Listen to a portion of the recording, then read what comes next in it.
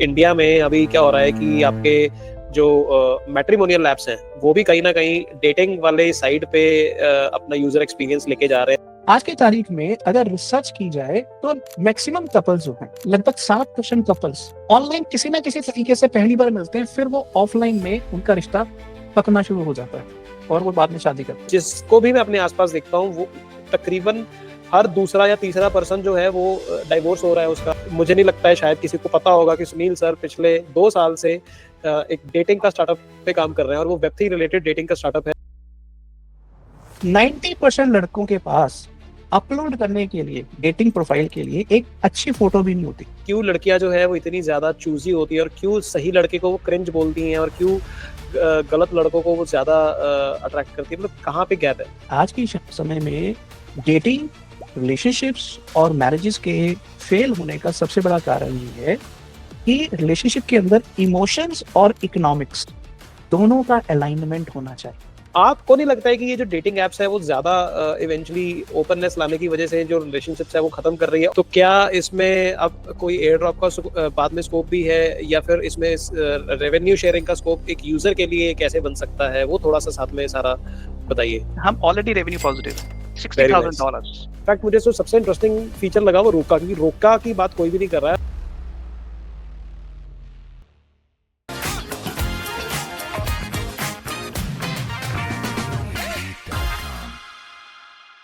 Hello everyone, welcome back to cut the noise channel.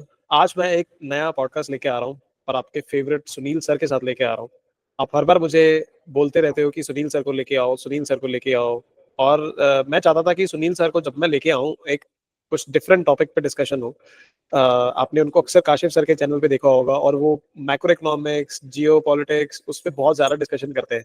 But Sunil sir की एक दूसरी side भी है जो शायद ही किसी को पता होगी कि, और वो काफी लोगों को सरप्राइज करेगी, शॉक करेगी। और तो मुझे लगता है कि मैं शायद वो सर साइड को रिवील करना यहाँ पे ज्यादा इंटरेस्टिंग रहेगा सुनील सर की। और इसलिए आज जो मैं सुनील सर के साथ पहला पॉडकास्ट जो करने जा रहा हूँ वो उस साइड को रिवील करने के साथ करने जा रहा हूँ। जियो पॉलिटिक्स को तो हम एनीवेज कभी भी कर सकते हैं, वो तो चलता ही रहेगा। बट ये कैसा अवतार है सुनील सर का जो मुझे लगता है कि रिवील होना चाहिए सारी दुनिया को, और काफी आप लोग भी इसको कोरिलेट कर पाओगे बिकॉज हर इंसान, हर पर्सन कहीं ना कहीं इस टॉपिक के साथ जो है कनेक्टेड है। तो मैं बात कर रहा हूँ डेटिंग के बारे में, मैं बात कर रहा हूँ रोमांटिक लाइफ के बारे में, मैं बात कर रहा हूँ आपकी ओवरऑल रिलेशनशिप्स के बारे में कि आपके रिलेशनशिप्स का अभी तक क्या जर्नी रही है, क्या एक्सपीरियंस रहा है। तो मुझे नहीं लगता है शायद किसी को पता होगा कि सुनील सर पिछले 2 साल से एक डेटिंग का स्टार्टअप पे काम कर रहे हैं और वो वेब3 रिलेटेड डेटिंग का स्टार्टअप है। आपने वेब3 में डीफाई का सुना होगा, आपने एनएफटीज सुना होगा, आपने बहुत कुछ अलग अलग टाइप के टॉपिक सुने होंगे, लेकिन हार्डली किसी ने सुना होगा कि वेब3 के थ्रू डेटिंग भी सॉल्व की जा सकती है। डेटिंग के ऐसे कौन से इश्यूज हैं जो वेब3 के थ्रू सॉल्व हो सकते हैं, आज उसी के बारे में हम बात करेंगे और समझेंगे कि जो किस टाइप के इश्यूज जो है लोगों को डेटिंग लाइफ में आ रहे हैं। मैं भी उसमें इन्वॉल्व हूँ, मैं भी अभी हुंडा खुंडा हूँ, तो इवेंचुअली उसके हिसाब से यहाँ पे हम हमें भी बहुत सारे इश्यूज हैं। लड़का लाइक बीइंग अ गाय, क्या इश्यूज मुझे आते हैं, राइट? लड़कियों की साइकोलॉजी क्या है, लड़कियों को क्या इश्यूज आ रहे हैं लड़कों के प्रति, डेटिंग एप्स किस तरह से प्रॉब्लम्स क्रिएट कर रहे हैं, तो ये सारी बातें आज हम करेंगे सुनील सर के साथ। और वेलकम सुनील सर आपका यहाँ पे आने के लिए और इस स्पेशल शो को करने के लिए थैंक यू वेरी मच। आज बताइए, आज how do you feel in this show today? First of all बहुत बहुत शुक्रिया ओपी। मुझे उम्मीद नहीं थी कि you can make such a nice introduction. Thank you for that. My pleasure, my pleasure. तो सुनील सर, मतलब सबसे पहले हम बात करेंगे, अगर हम आज इस रिलेशनशिप और डेटिंग के ऊपर हम पॉडकास्ट करने जा ही रहे हैं, तो सबसे पहले तो हमारी डिस्कशन ये होनी चाहिए कि लाइक आखिरकार at this point of time जो करंट डेटिंग सिनेरियो चल रहा है, आप उसको क्या देखते हैं इस करंट डेटिंग सिनेरियो में, एक गाय के पर्सपेक्टिव से और एक गर्ल के पर्सपेक्टिव से कहाँ पे आज का टाइम खड़ा हुआ है? उस चीज को मे बी हम उस पॉइंट ऑफ व्यू से हम स्टार्ट कर सकते हैं। Then there will be lot of questions जो आएंगे, मेरे अपने खुद के बहुत सारे क्वेश्चंस हैं जो मैं आपको पूछ सकता हूँ। मैं इसको फ्री फ्लो रखूंगा जितना रख सकता हूँ। यस।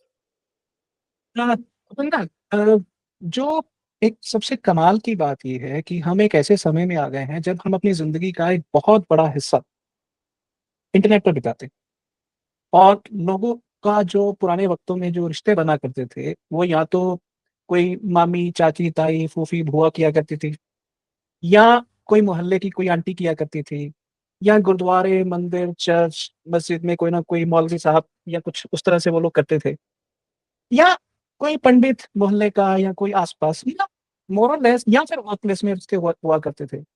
या कोई संडे चर्च मीटिंग में चले गए, वहाँ रिश्ते हुआ करते थे। तो एक समय था कि लोगों का एक फिज़िकल अलग-अलग लोकेशंस और फिज़िकल गैदरिंग्स में लोगों का मिलना-जुलना होता था और वहाँ रिश्ते हुआ करते थे।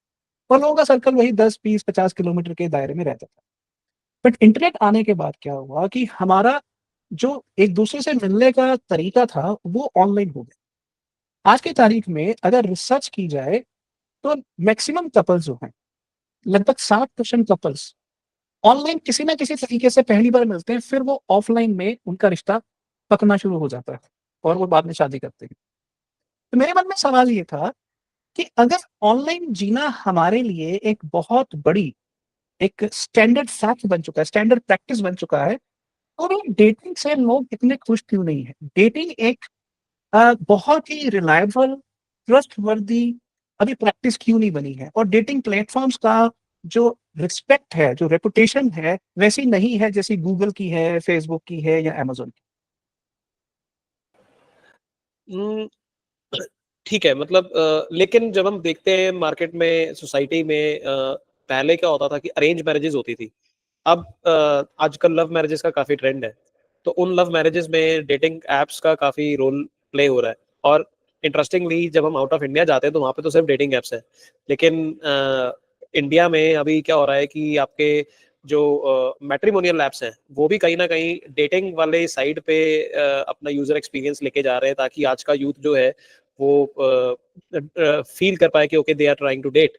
बट इसमें जो सबसे मेजर इश्यू है कि इतनी सारी डेटिंग ऐप्स होने के बावजूद भी, इतने सारे डेटिंग इनिशिएटिव्स होने के बावजूद भी, इतना आज की डेट में ओपननेस होने के बावजूद, उल्टा आज के टाइम पे मैरेजेस ज़्यादा टूट रही हैं, मैरेजेस ज़्यादा लेट हो रही हैं, रिलेशनशिप्स बहुत ज़्यादा फ्रेजाइल हो गए हैं। तो ऐसा क्यों हो रहा है कि इतनी सारी अवेलेबिलिटी, ऑप्शंस की availability, like I am saying dating platforms के ऑप्शंस की अवेलेबिलिटी होने की वजह से, इनफैक्ट आजकल तो ऑफलाइन डेटिंग इनिशिएटिव्स भी स्टार्ट हो गए हैं।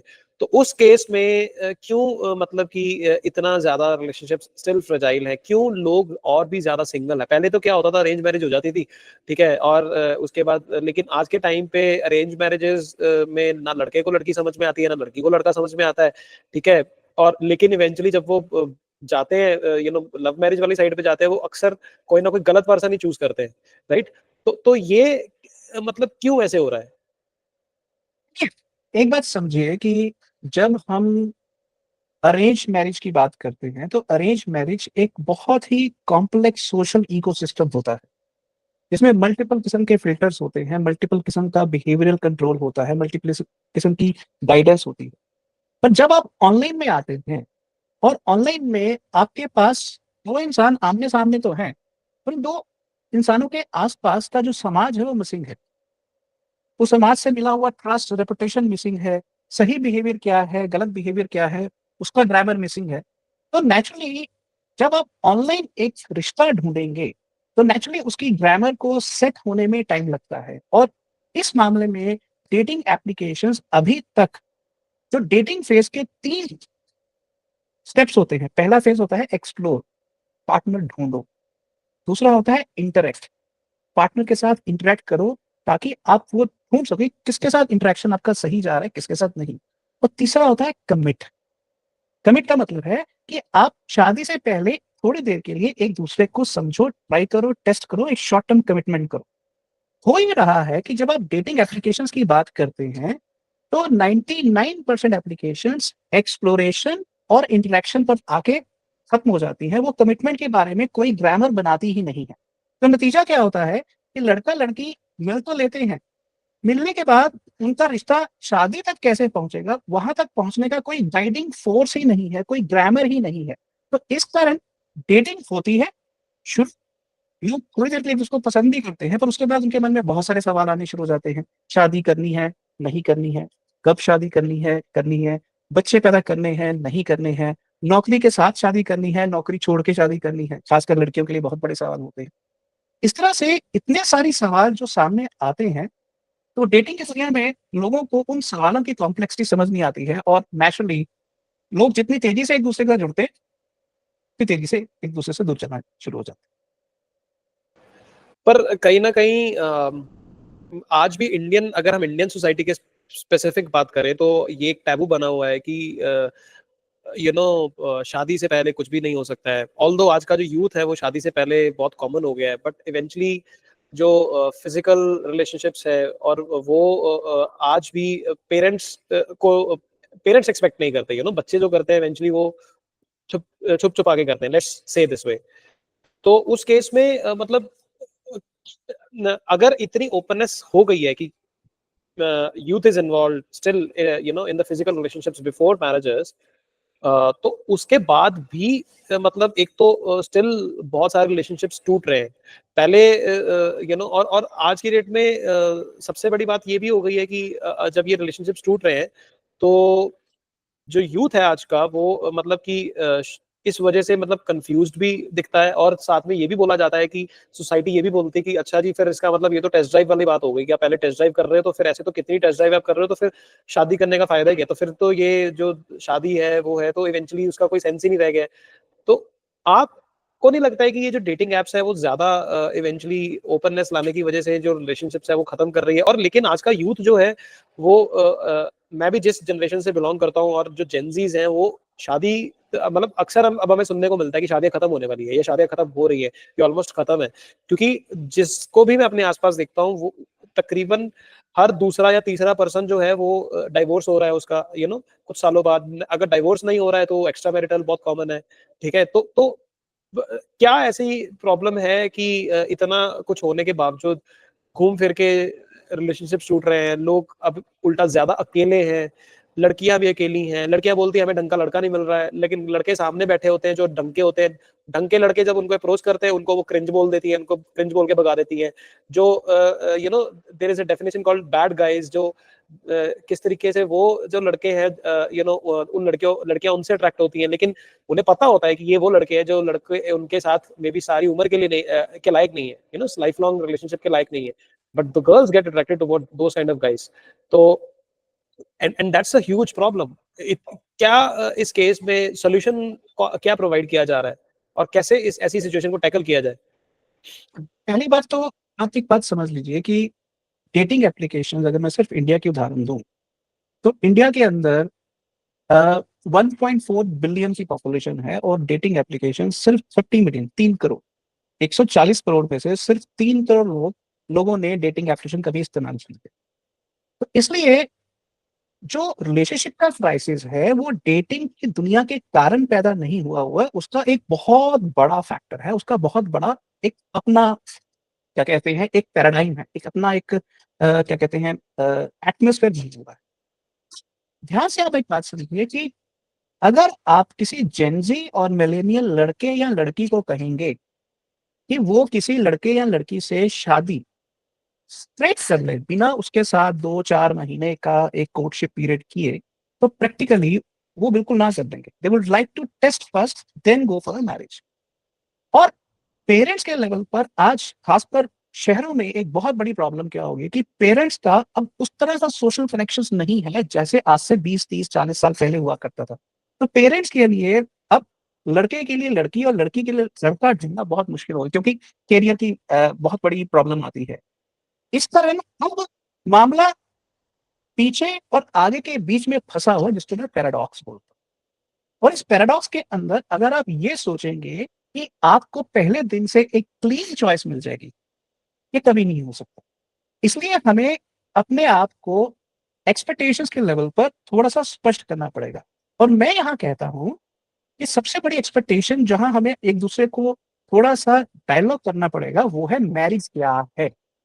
मैरिज क्यों? और इसके अंदर मैं 2-3 सिंपल सी आपको डेफिनिशंस बताता हूँ।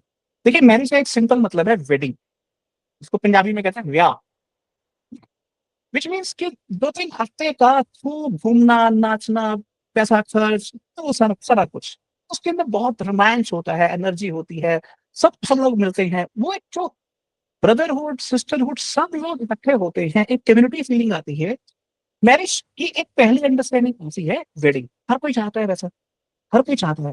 तो जैसे ही शादी कंप्लीट होती है, वेडिंग कंप्लीट होती है, तो सडनली लड़का और लड़की सारी जिंदगी के लिए एक दूसरे के साथ अकेले पार्टनरशिप में जूझना पड़ता है, विच बेसिकली मीन्स कि पहले 2-4 हफ्ते का एक खूब एक्स्ट्रावेगेंजा रहा, एन्जॉयमेंट हुआ, और उसके बाद सडनली एक बोरियत भरी जिंदगी जो जिसका कोई एंड नहीं है। तो ये जो पीरियड है, इस पीरियड में ना तो रिश्तेदार आ रहे हैं नाचने, ना लड़की की तरफ से ना लड़के वालों की तरफ से।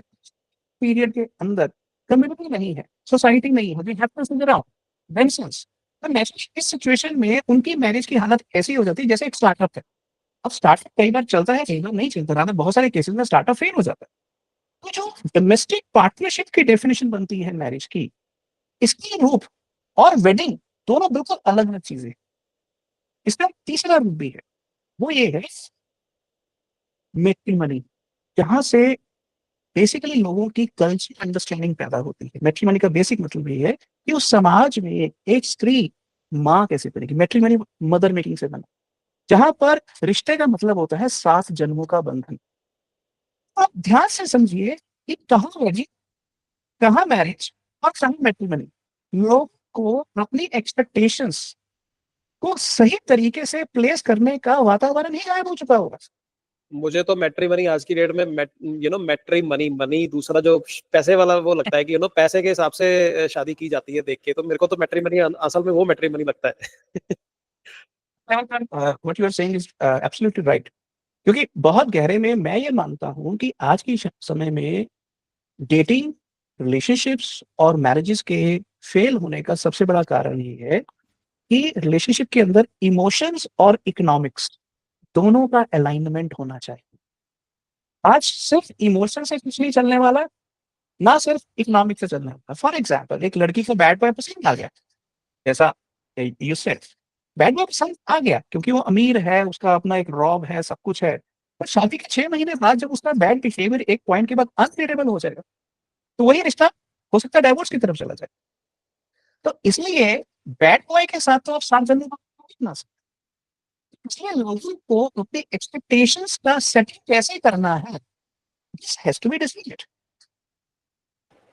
आपको लगता है कि लड़कियों की जो एक्सपेक्टेशंस है लड़कों की तरफ वो सुपरफिशियल है? मेजॉरिटी लड़कियों की एक्सपेक्टेशंस लड़कों के प्रति सुपरफिशियल है, या लड़कियां अपनी जगह पे सही हैं? लाइक क्यों लड़कियां जो है वो इतनी ज्यादा चूजी होती है, और क्यों सही लड़के को वो क्रिंज बोलती हैं, और क्यों गलत लड़कों को वो ज्यादा अट्रैक्ट करती है? मतलब कहाँ पे गैप है? हाँ, बिल्कुल।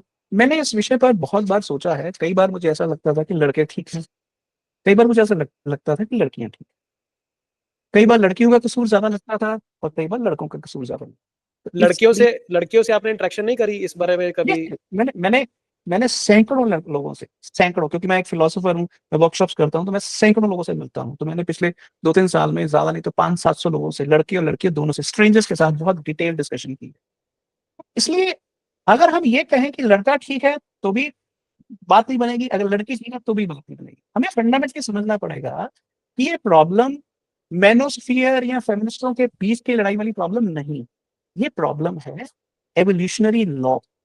देखिए, एवोल्यूशनरी लॉ कहता है कि स्त्री बायोलॉजिकली मर्द से बिल्कुल डिफरेंट होती है। हाँ, पॉलिटिकली वो इक्वल होती है, उसका वोटिंग राइट, उसका फाइनेंशियल एम्पावरमेंट राइट, वो सब बराबर होते हैं, बट बायोलॉजिकली वो मर्द से डिफरेंट होती है, क्योंकि वो के पास एक यूटेरस है, एक वूम है, वो माँ बन सकती है। तो नेचुरली अगर वो माँ बनने का फैसला करती है, तो वो सोसाइटी के अंदर कंट्रीब्यूट कर रही है, अपनी जिंदगी की पर्सनल प्रायोरिटीज को साइड पर रख के एक परिवार के लिए, एक समाज के लिए एक सोशल कंट्रीब्यूशन कर रही है, एक नई लाइफ जिंदगी में लेके आ रही है। तो अब अगर वो उसको वुमेन से मदरहुड में एंटर करना है, तो उसको वुमेन को सेक्रीफाइस करना है, विच मीन्स कि उसके लिए आसान चॉइस नहीं। तो उसके लिए सबसे पहले उसको चीज चाहिए ट्रस्ट, केयर। मतलब कि उसको ट्रस्ट केयर के साथ साथ रोमांस भी चाहिए, पैशन भी चाहिए, वो सब भी चाहिए, but ultimate trust and care भी चाहिए। जो उसको नहीं मिलेगा, तो नेचुरली वो जो चॉइस करेगी, वो चॉइस या तो सुपरफिशियल होएगी, या नेगेटिव होएगी, या वो ऐसी चॉइस हो जाएगी जो लड़का कभी पूरी कर ही नहीं सकता। नहीं, बट मैंने ऐसे लड़के देखे हैं जो बहुत अच्छी वेल टू डू फैमिली से है, अच्छा खासा, नॉट जस्ट फैमिली बट उसका खुद का करियर भी बहुत अच्छा है, पर्सन स्मार्ट है, यू नो लाइक बहुत ही देखने में संस्कारी भी लग रहा है। प्रोबेबली शायद मे बी उसमें कोई हार्डली कोई गलत कहते हैं गलत आदत होगी। फिर भी ऐसे लड़के जो है मैंने देखा है कि वो बेचारे सिंगल है, उनको ढंग से कोई लड़की नहीं मिल रही, जिस यू नो तो लड़कों में कमी कहाँ पे है, या लड़कों की तरफ से क्या ऐसा आपको लगता है कि मिसिंग पीस है जिसकी वजह से वो सही लड़की को ट्रैक नहीं कर पा रहे हैं? क्या उनको ऐसा करना चाहिए? आपको लगता है कि लड़कों में कहीं ना कहीं समाज में जो लाइक बचपन से उन लड़कों को एक वो दिया गया है, क्या बोलते हैं उसको, एक उनके माइंड में फियर दिया गया है कि लड़कियां थोड़ा सा उनको उनको रीच आउट करना, उनको काफी डिफिकल्ट सा फील, उनको डिफिकल्ट साउंड करता है खुद से अप्रोच करना, जो जिसको बोलते हैं अप्रोच एंग्जाइटी, कि अप्रोच एंग्जाइटी कहीं ना कहीं एक बहुत मेजर रीजन है कि लड़कों के अंदर जो कॉन्फिडेंस की कमी होती है, वो एक मेजर रीजन है जिसकी वजह से लड़कियां जो है वो मेजोरिटी लड़कों के कॉन्फिडेंस को देखती हैं, वो बाकी चीजों को इतना नहीं देखती हैं, और बैड गाइज के पास कहीं ना कहीं वो कॉन्फिडेंस होता है और वो अप्रोच एंग्जाइटी नहीं होती, जिसकी वजह से वो मल्टीपल लड़कियों के साथ बहुत इजीली घूम रहे होते हैं। तो क्या लड़कों में ऐसी कमी आई? इज दिस दी रीजन, या फिर कोई और रीजन आपके हिसाब से? रीजंस बहुत सारे हैं, और जो तुमने रीजन बताया वो भी एक बहुत बड़ा रीजन। मैं आपको बड़ी छोटी सी उदाहरण देता हूँ। 90% लड़कों के पास अपलोड करने के लिए, डेटिंग प्रोफाइल के लिए, एक अच्छी फोटो भी नहीं होती। अब नाइन्टी तो एआई आ परसेंट गया है। अब तो एआई आ उसके गया है। बाद उसके बावजूद भी मैं मेरे पास इस समय 38,000 यूजर्स हैं। 38,000, और उसमें से 32.25, 32% फीमेल है। अगर मैं फीमेल की फोटो और मेल की फोटो को कंपैरिजन करूं, you will be surprised. Females की photo are far far better. लड़कों के पास एक अच्छी फोटो ही नहीं होती। मतलब एक बहुत सिंपल सी बात है, क्योंकि जब भी आप किसी से पहली बार मिलेंगे ऑनलाइन, सबसे पहले तो उसको फोटो देखेंगे। ठीक। पहली बात है, 90% केसेस में जो गुड बॉयज हैं, they are not good on camera. ये बहुत बहुत बात है। ठीक। You're on good. आपकी आवाज में कुछ इशू सा आ रहा है, मे बी आप देखो अपना माइक को, क्या ऐसा बीच बीच में थोड़ी सी वो हो रही है आवाज आपकी, और लाइट भी बीच बीच में आपकी हो जाती है वो। वो बेसिकली अपार्टमेंट में गई थी और आई थी, सो दैट्स व्हाई। अच्छा अच्छा अच्छा, बट आपकी आवाज थोड़ी सी बीच बीच में हो रही है थोड़ा सा, बट ठीक है, लेट्स कंटिन्यू। ओके। या सो बेसिकली ये प्रॉब्लम बहुत बड़े लेवल पर है, और हमने ये प्रॉब्लम को ध्यान से देखा। तो इसका एक तो हल है कि लड़कों को पहले सिखाओ फोटोग्राफ करना कैसे होता है। द पॉइंट इज कि ये इतने आप में एक सोल्यूशन नहीं है, क्योंकि आपको लड़के और लड़की की जो मैच मेकिंग है उसका एक नेचुरल कॉन्टेक्ट बिल्ड करना पड़ेगा। और वो भी जो अभी तक सवाल हुए हैं, उन सवालों के अंदर हम ये एज्यूम कर रहे हैं कि हम टिंडर और बम्बल जैसे डेटिंग प्लेटफॉर्म की बात कर रहे हैं, जो बेसिकली डायरेक्ट मैच मेकिंग ही करवाते हैं, आमने सामने डायरेक्ट मैच मेकिंग। जबकि जो डेटिंग है उसके अंदर डायरेक्ट मैच मेकिंग भी आती है, इनडायरेक्ट मैच मेकिंग भी आती है, कम्युनिटी इंस्पायर्ड इवेंट्स भी आते हैं उसमें, ब्लाइंड डेटिंग इवेंट्स भी आते हैं उसमें, सिंगल मिक्सर इवेंट्स भी आते हैं, बहुत सारी चीजें आती हैं। तो डेटिंग को अगर हमने सक्सेसफुल और मैच मेकिंग को एक रिलायबल सिस्टम में तब्दील करना है, तो हमें इन सारे फ्रंट पर सोचना पड़ेगा। तो आपको लगता है कि डेटिंग एप्स से ज्यादा जो ऑफलाइन इवेंट्स हैं, सिंगल मिक्सचर इवेंट्स हैं, कम्युनिटी इवेंट्स हैं, इनिशिएटिव्स हैं, वो ज्यादा सेंस बनाता है, और वो रेदर लोगों को एटलीस्ट, चाहे लिमिटेड लोगों के साथ ही कनेक्ट करवाता है, लेकिन वो एटलीस्ट उनको एक मौका देता है दोनों साइड्स को ओपन अप होने का, और उनको उनके अंदर कॉन्फिडेंस ज्यादा बिल्ड करने का, rather than online he swipe right and left करते जाएं? और क्या आपको लगता है कि डेटिंग एप्स का जो है, क्योंकि ये कल्चर एकदम से उठा है पिछले आई वुड से 3 4 5 साल में आफ्टर कोविड, तो आपको नहीं लगता कि ये जो कल्चर है वो कहीं ना कहीं ऑनलाइन डेटिंग को रिप्लेस करने कर सकता है, या करने का थ्रेटन कर रहा है? नहीं, देखिए, मैंने कम से कम 100 से ज्यादा ये जो ऑफलाइन मीटअप्स हैं जो डेटिंग इवेंट्स करवाते हैं, जैसे लेट्स सोशलाइज है और बहुत सारे हैं, जब मैं देखता हूँ कि ये प्लेटफॉर्म्स की जरूरत है, no doubt about that, but इस तरह का इवेंट आप एक महीने में एक कर सकते हैं, दो कर सकते हैं, तीन कर सकते हैं। प्रॉब्लम ये है कि ऑफलाइन इवेंट्स को स्केल अप करना बहुत मुश्किल होता है। इसलिए हमें एक ऐसी अप्रोच चाहिए जिसको मैं हाइब्रिड अप्रोच करता हूँ, ऑनलाइन टू ऑफलाइन। सबसे पहले आप एक बेसिक जो सेटअप है जहां पर स्केल भी हो, चॉइस भी हो, उस स्केल और चॉइस के अंदर से फिर ऑफलाइन की एक भूमिका बने, उसके लिए एक क्लब किस्म का एपिसोड बने और फिर लोग स्टेप बाय स्टेप उसके अंदर जाए। ये चीज हाइब्रिड मॉडल में ही सफल हो सकती है, जहां ऑनलाइन और ऑफलाइन दोनों कोलैबोरेट कर रहे हैं। अगर सिर्फ एक से बात बनेगी, जैसे मान लीजिए अगर आप सिर्फ ऑफलाइन में करते हैं तो स्केल नहीं आएगा, जेंडर रेशो की प्रॉब्लम आ जाएगी। अगर आप सिर्फ ऑनलाइन करते हैं तो लोगों को पर्सनली एक दूसरे से फिजिकल इन्वायरमेंट में मिलने के लिए प्रॉब्लम आएगी। तो ऑनलाइन और ऑफलाइन दोनों एफर्ट से बनेगा। आप सो लाइक जैसे अगर आप ऑफलाइन जाते हो, ये अक्सर देखने को मिलता है जो मैंने नोटिस किया, क्योंकि मैंने ना कनाडा में खुद लेट्स सोशलाइज के साथ मिलके ऑफलाइन डेटिंग इवेंट्स ऑर्गेनाइज किए हैं। मतलब एक एक्सपेरिमेंट ही था जो मैं कर रहा था। I was curious to try this out. What I realised कि चलो लेट्स सोशलाइज और रविंदर सर की अपनी एक फैन फॉलोइंग है जिसकी वजह से लड़कियां वहां पे इजीली आ जाती हैं, बट अदरवाइज जो दूसरे ऑफलाइन सिंगल मिक्सचर इवेंट्स मैंने देखा है, वहां पे लड़कियां कम लड़के झट से रजिस्ट्रेशन में आते हैं। उन लड़कों से डबल चार्ज लिया जाता है लड़कियों से, उसके बावजूद भी लड़कों की रजिस्ट्रेशन पहले फिल हो जाती हैं, लड़कियां पूरी नहीं हो पाती। और कई तो ऐसा मॉडल ऑपरेट करते हैं कि वो लड़कियां भाड़े पे लेके आते हैं कि भाई आ जाओ, कोई बात नहीं, आपको फ्री में ड्रिंक्स मिलेंगी, सब कुछ होगा, और मे भी आपको कुछ हल्का फुल्का पैसा भी दे देंगे, आप आ जाओ, आपको कुछ नहीं करना है। ऐसा भी चलता है इंडस्ट्री में, मैंने सुना है और देखा है लिटरली, क्योंकि मैं जब घुसा हूं तो मेरे को पता चला है। एंड लेकिन और दूसरी तरफ अगर हम ऑनलाइन डेटिंग एप्स की तरफ जाएं, वहां पे अगेन लड़कों के ही स्वाइप हो रहे हैं, राइट। तकरीबन डेटा भी ये बोलता है कि लड़के कितने परसेंट लड़कियों को, लाइक आई थिंक कितने 80% लड़कियों को स्वाइप राइट ही कर रहे हैं, लेफ्ट कम ही करते हैं। और लड़कियां जो है वो हार्डली 2 से 4% जो है वो राइट स्वाइप करती हैं, बाकी सारे उनके लेफ्ट स्वाइप चलते हैं। और वो अगर, क्योंकि नेचुरली सी बात है कि अगर कोई अच्छे लड़के भी हैं, इतनी ज्यादा उनकी उनको लड़कों के लाइक्स आते हैं कि वो दे गेट ओवरवेल्म्ड, एंड उसकी वजह से बहुत सारे जेन्युइन लड़कों को के भी लेफ्ट स्वाइप हो जाते हैं, या फिर वो लाइन में लगे रहते हैं, क्यू में लगे रहते हैं, उनकी कभी बारी नहीं आती। तो प्रॉब्लम दोनों साइड पे सेम है, लाइक ऑफलाइन में भी और ऑनलाइन में भी। तो अब इस केस में सोल्यूशन असली जो बंदों को चाहिए वो ये सोल्यूशन चाहिए। तो वो सोल्यूशन क्या है? आपने ऐसा कोई सोल्यूशन निकाला है जो एक्चुअल में ये प्रॉब्लम सॉल्व कर रहा है, या स्टिल अभी भी वो आपके ऐप में भी वही सेम स्टैट्स है जो आपको देखने को मिल रहा है? उपिंदर, मैं एक बात बताऊं कि इसका व्हाइट पेपर लिखने में मैंने 5 साल लगाए हैं। और जो प्रॉब्लम तुम कह रहे हो उसको मैं थोड़ा सा और डिफाइन कर देता हूं। अगर 100 स्वाइप लड़का करता है, उसमें से 60 वो लड़कियों को राइट स्वाइप करता है, 60 लड़कियों को। पर लड़की जो है 100 में से सिर्फ 4 लड़कों को राइट स्वाइप करती है। इसका मतलब क्या है कि अगर लड़के लड़की दोनों ने राइट स्वाइप किया तो मैच होगा, नहीं तो नहीं होगा। तो लड़की जब सिर्फ 4 को राइट स्वाइप कर रही है तो 96% लड़के सीधे ही गेम से आउट हो जाते हैं।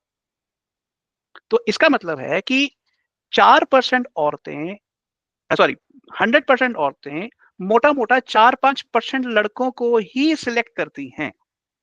इस कारण डेटिंग वर्ल्ड में, खासकर टिंडर और डेटिंग जो दुनिया बनाई है, उस दुनिया के अंदर जो टॉप 5 या 5-10% लोग हैं, उनको मेजोरिटी ऑफ वुमेन मिल जाती है, क्योंकि women by nature super selective होती हैं और लड़कों को तो फोटो अपलोड करना भी नहीं आता। तो इस कारण डेटिंग की दुनिया में लड़के 3 महीने के बाद डेटिंग एप्लीकेशन छोड़ जाते हैं इरिटेट होकर, क्योंकि कई बार 5-5 हजार स्वाइप करने के बाद भी एक डेट नहीं मिलता।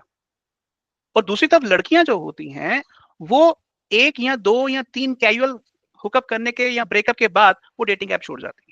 तो प्रॉब्लम ये है कि इस समय जो मार्केट में डेटिंग एप्लीकेशंस हैं, वो लोगों की जरूरतों का, लोगों के यूजर बिहेवियर का एक सही सोल्यूशन नहीं बना पा रही है।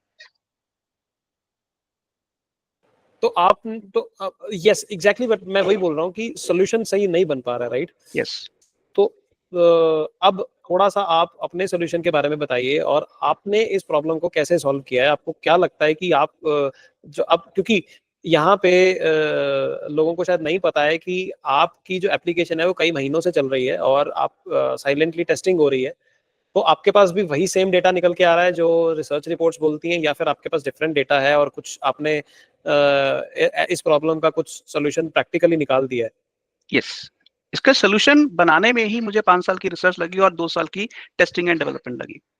तो सोल्यूशन के अंदर आपको डेटिंग को मल्टीपल पर्सपेक्टिव से देखना पड़ेगा, और काफी चीजें हमने डिस्कस की, मैं उन सबको आज समराइज करता हूं। तो पहली बात हमने कही कि डेटिंग होती है exploration, interaction and commitment. Basically अगर ये तीनों चीजें अगर आपको डेटिंग प्लेटफॉर्म में मिलती हैं, तो आपको एक रिलायबल मैच मिलने की संभावना है। अगर तीनों चीजें नहीं मिलेंगी तो आपको रिलायबल मैच मिलने की संभावना नहीं है, नंबर 1। नंबर 2, अगर आप टिंडर बम्बल की तरह लेफ्ट स्वाइप राइट स्वाइप करते जा रहे हैं, तो नेचुरली ये मैच पूल की एक कैटेगरी होती है, इसको कहते हैं अनडिफाइंड, जिसकी कोई बाउंड्री नहीं है। हमने मैच पूल की एक कैटेगरी बना दी defined match pool. Defined match pool का बेसिक मतलब ये है कि जैसे आपकी माँ अगर आपके लिए रिश्ता ढूंढे तो आपके लिए वो 10-12 लड़कियों की फोटो लेके आएगी और कहेगी बेटा इसमें से चूज कर ले। तो आप 10-12 में से पहले 5 को रिजेक्ट करोगे, फिर 2 को और रिजेक्ट करोगे, फिर आप मोटा मोटा 3-4 लड़कियों का एक सीक्वेंस बना लोगे। अगर इन 3-4 में से कोई मुझे अच्छी लगी या उनको मैं अच्छा लगा तो we can get a relationship. तो रिलेशनशिप का मतलब ये नहीं होता कि आपने सबसे जो बड़ी ट्रॉफी है, नंबर 1 की ट्रॉफी आपने हासिल की। रिलेशनशिप का मतलब होता है कि जो मोस्ट सूटेबल 3-4 लड़कियां उनके साथ आपका रिश्ता बने। सो ये दूसरी जो डिफाइंड मैच पूल सबसे इंपॉर्टेंट चीज है। तीसरा, लोग स्वाइपिंग एंडलेसली करते हैं। एंडलेस स्वाइपिंग से कुछ हासिल नहीं होता, रादर कंफ्यूजन ज्यादा होता है। तो हमने एक ऐसा सिस्टम बनाया है जिस सिस्टम के अंदर इन सभी प्रॉब्लम्स का सोल्यूशन मिल सकता है। बट उस चीज को बताने के लिए मैं आपको स्टेप बाय स्टेप प्रोडक्ट की इंट्रोडक्शन देता हूं। ओके, तो सबसे पहले हमारे प्लेटफॉर्म का नाम है ड्रॉपडी। dropd.me पर आप लॉग इन कर सकते हैं और dropd.me पर जब आप आएंगे तो पहली प्रॉब्लम जब हम सभी यूजर्स की सॉल्व कर रहे हैं कि इसमें ऑनबोर्डिंग फ्री है। बट ऑनबोर्डिंग फ्री का मतलब ये नहीं है कि ये प्लेटफॉर्म फ्री है। हम हर यूजर को 800 टोकन देते हैं। 800 टोकन वो मिंट करता है साइन अप फॉर्म भरने के बाद, और उसके बाद वो 500 टोकन 6 महीने की सब्सक्रिप्शन और 100 स्वाइप्स के लिए हमें दे देता है। तो 500 टोकन उसने हमें रेवेन्यू दे दिया और 300 टोकन उसके पास बच गए। अब वो जो 300 टोकन है, वो 300 टोकन उसने मिंट किए हैं और वो अलग अलग किस्म की एक्टिविटीज कर सकता है, बेसिकली फ्री ऑफ कॉस्ट। वो एक क्लब ज्वाइन कर सकता है, वो स्वाइप कर सकता है, एक स्वाइप का उसको 2 टोकन पे करना पड़ेगा, वो किसी लड़की को एड फ्रेंड कर सकता है, और सबसे लास्ट में आता है रोका। हमने एक ऐसा फीचर डिजाइन किया है जिसमें लड़का, मोस्ट प्रोबेबली लड़का होगा, वैसे लड़की भी कर सकती है, अगर वो सीरियस कमिटमेंट चाहते हैं तो वो एक सर्टेन वैल्यू का रोका, वो जो 20,000 का भी हो सकता है, 50,000 का भी हो सकता है, लाख का भी हो सकता है, 2 लाख का हो सकता है, 5 लाख का भी हो सकता है, आप उस वैल्यू का रोका एक्टिवेट कर दो। तो उससे क्या होगा, अगर मान लीजिए लड़की के मैच पूल में आपका रैंक 60 आता है और लड़की 60वें नंबर तक स्वाइप ही नहीं कर रही है और आपका एक एवरेज फेस है, आप गुड हो पर गुड लुकिंग नहीं हो, तो आपको तो नंबर कभी आएगा ही नहीं। पर आप एक पार्टनर चाहते हो, कमिटमेंट चाहते हो, तो आप अगर रोका एक्टिवेट करोगे तो आप नंबर 60 से जंप करके नंबर 1 पर आ जाओगे। सो पहली बात, हमने इसके अंदर कमिटमेंट फिल्टर लेके आए हैं, जिससे क्या हो रहा है कि आपकी स्वाइपिंग एंजाइटी खत्म हो जाएगी अगर आप कमिटमेंट में इंटरेस्टेड हो, नंबर 1। ठीक, नंबर 2, हमने इसके अंदर एक ट्रांसपेरेंट मैच मेकिंग पूल लेके आए हैं। ट्रांसपेरेंट मैच मेकिंग पूल का मतलब है कि ये ऐसे बनाया गया है जैसे आपकी माँ या आपकी बड़ी बहन ने आपके लिए सजा के बनाया है, जिसके अंदर बेसिकली वो मैच मेकिंग एल्गोरिथम के हिसाब से पहले हम आपकी कुंडली मैच करेंगे, फिर आपका जोन मैच करेंगे, फिर जेंडर प्रेफरेंस मैच करेंगे, फिर सिंगल आपकी फर्स्ट लैंग्वेज प्रेफरेंस मैच करेंगे, फिर क्लब्स, फिर लाइक्स, फिर इंटरेस्ट, वो सारी चीजें मैच करेंगे। फिर उसके अंदर आप एक दूसरे को देख सकते हैं, विच बेसिकली मीन्स कि हमने, अगर आपके मैच पूल में टोटल 80 लोग आते हैं तो आप उन 80 लोगों को बार बार देखेंगे। जिसका हाईएस्ट मैच स्कोर आपके साथ आता है वो नंबर 1 पर आएगा, जिसका लोएस्ट मैच स्कोर आता है वो नंबर 80 पर आएगा। तो बेसिकली अब ये बन गया डिफाइंड मैच पूल, यानी कि आपको अब इस 80 के मैच पूल में से पिक करना है। तो डायरेक्ट मैच मेकिंग के जो ट्रूली मैडली या टिंडर बम्बल जैसे प्लेटफॉर्म्स हैं, उनमें जो स्वाइपिंग की रेकलेस चीज होती है म्यूचुअल मैच, इसमें म्यूचुअल मैच नहीं, इसमें आपको ऐड फ्रेंड करना पड़ेगा, और ऐड फ्रेंड भी आप ऐसे नहीं कर सकते, आपको उसको 10 टोकन का गिफ्ट भेजना पड़ेगा। अगर उसने 10 टोकन एक्सेप्ट किए तो आप उसके साथ चैट कर सकते हैं, अदरवाइज आप उसके साथ चैट नहीं कर सकते। बहुत सारे क्वेश्चंस हैं मेरे इस चीज को लेके। अब एक क्वेश्चन आता है कि अगर मैं किसी भी लड़की को ऐड फ्रेंड कर रहा हूँ उसको टोकन देके, तो ये तो एक तरह से गैम्बल हो गया कि अगर लड़की को तो एक कैश ग्रैब अपॉर्चुनिटी भी हो सकती है। लड़की इसको ऐसे समझे कि यार अच्छा ठीक है, मुझे फ्रेंड रिक्वेस्ट आ रही है, तो जैसे स्वाइप बहुत सारे आ रहे हैं तो बहुत सारे फ्रेंड रिक्वेस्ट आ रही है, टोकन इकट्ठे करती चली जा रही है, सिर्फ टोकन इकट्ठे कर रही है फ्री में, और उनमें से किसी के साथ बात करे ना करे, अब ये एक पहला गैम्बल है, ये एक रिस्क है लड़के के लिए। फिर दूसरा क्वेश्चन मेरा आता है कि जो आपने बात बोली कि पर्सन जो है वो रोका करना चाहता है, ठीक है, तो रोके के केस में अब अगर वो 60 नंबर से एक नंबर पे आ गया जस्ट बिकॉज उसने रोका एक्टिवेट कर दिया, व्हाट इफ वो लड़की उस लड़की को मल्टीपल रोका रिक्वेस्ट आ रही है, तो फिर वो कैसे होगा उस केस में मैनेज? तो बहुत सारे रोका, although is a very interesting feature, but you right. देखिए, एक सिंपल सी बात है, आज की तारीख में मार्केट में बहुत सारे प्रीमियम डेटिंग साइट्स भी हैं जहां पर $100 मंथली सब्सक्रिप्शन से शुरू होता है। अगर आप मैच मेकिंग या eliteshadi.com या वेरोना या julia.club देखें तो वहां 1 लाख रुपया साल की सब्सक्रिप्शन तक चार्ज करते हैं। तो जब रिश्ते की बात आती है तो लोग सुपर सिलेक्टिव होते हैं।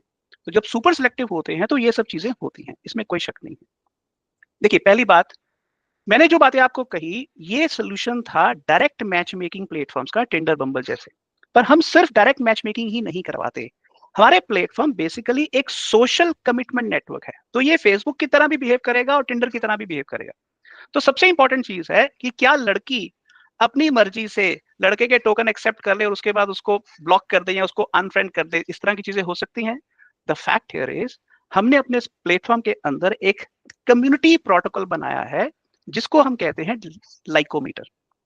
अगर एक लड़की किसी लड़के को डिसलाइक करती है, अनफ्रेंड करती है, बस पैसों के लिए ही कर रही है, तो लड़का उसको डिसलाइक कर सकता है, विच बेसिकली मीन्स, और वो डिसलाइक उसके लाइकोमीटर में परमानेंट रजिस्टर हो जाता है।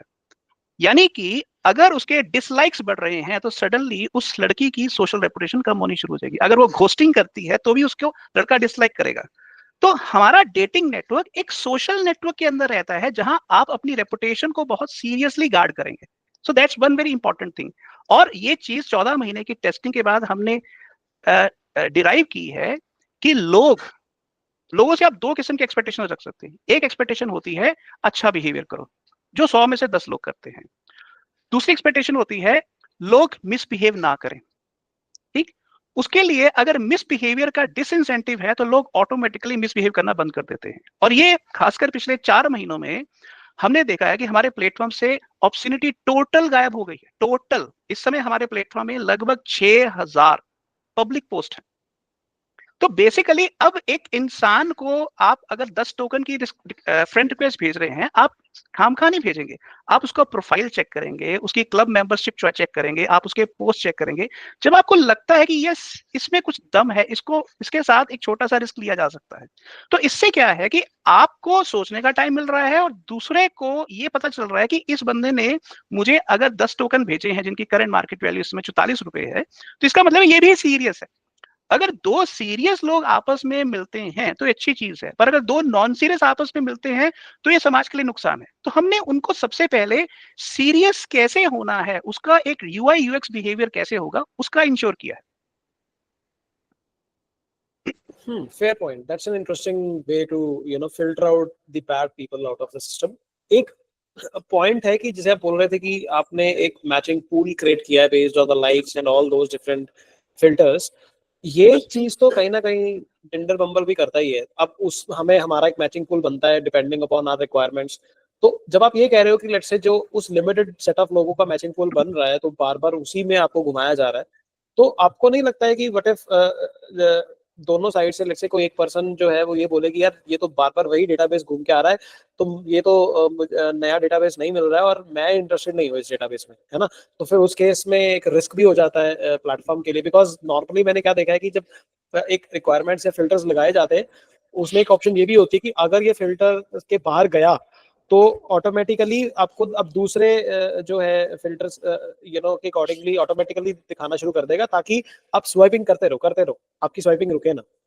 तो इसमें आप कैसे डील करते हो अगर लिमिटेड डेटाबेस है मैचिंग पूल के हिसाब से? उपिंदर, ये सवाल बेसिकली सिर्फ डेटाबेस का सवाल नहीं है, ये बेसिकली फाउंडेशनल अलाइनमेंट और इन रियल टाइम अलाइनमेंट, दो सवालों से जुड़ा हुआ है।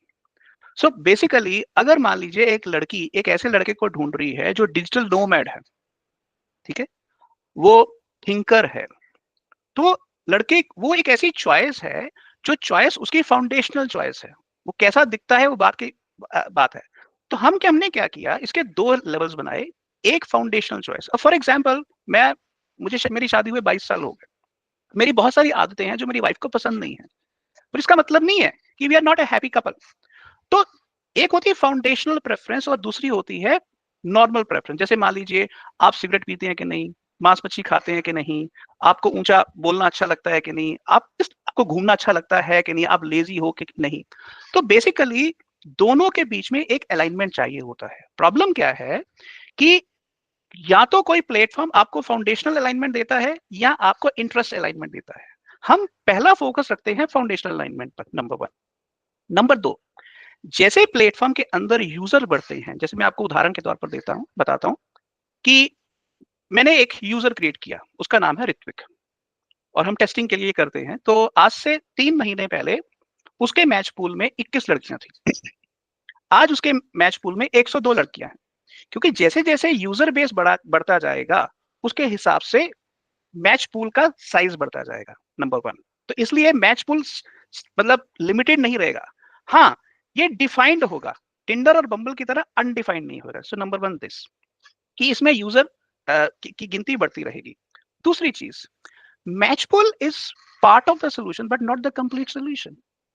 फॉर एग्जाम्पल, आपके पास 80 लोगों का मैच पूल आ गया, अब आपकी चॉइस क्या है। फॉर एग्जाम्पल, आप 32 साल की एक लड़की हैं और आप चाहते हैं कि आप सिर्फ उन लड़कों से डेट करेंगे जिनकी रेपुटेशन वेरीफाइड है, जिनकी आइडेंटिटी वेरीफाइड है। तो आप क्या करते हैं कि उसमें से इंस्टा वेरीफाइड अकाउंट्स सिलेक्ट करती हैं, तो 80 में से 50 लड़के गायब हो जाते हैं और 30 ही रह जाते हैं। या एक लड़का है, लड़का कहता है यार मुझे पता नहीं कि मेरे सामने अगर ये 60 लड़कियां हैं इसमें से जेंडर वेरीफाइड किसका है, ऐसा ना हो कि उसके पीछे एक लड़की के पीछे लड़का निकल आए, तो जेंडर वेरीफाइड। तो हमने इसके अंदर एक नया फीचर इंट्रोड्यूस किया है जो हम GK zero knowledge proof TLS technology को यूज करके बना रहे हैं, जिसका नाम रखा है प्रूवी। तो बेसिकली आप प्रूवी के लिए अपना जेंडर वेरीफाई कर सकते हैं, आप अपना इंस्टाग्राम हैंडल वेरीफाई कर सकते हैं, और बहुत जल्दी जब हम बीटा लॉन्च करेंगे आप अपनी इनकम वेरीफाई भी कर सकते हैं। आप 10 लाख से ऊपर आपकी इनकम है कि नहीं, 20 लाख से ऊपर आपकी इनकम है कि नहीं।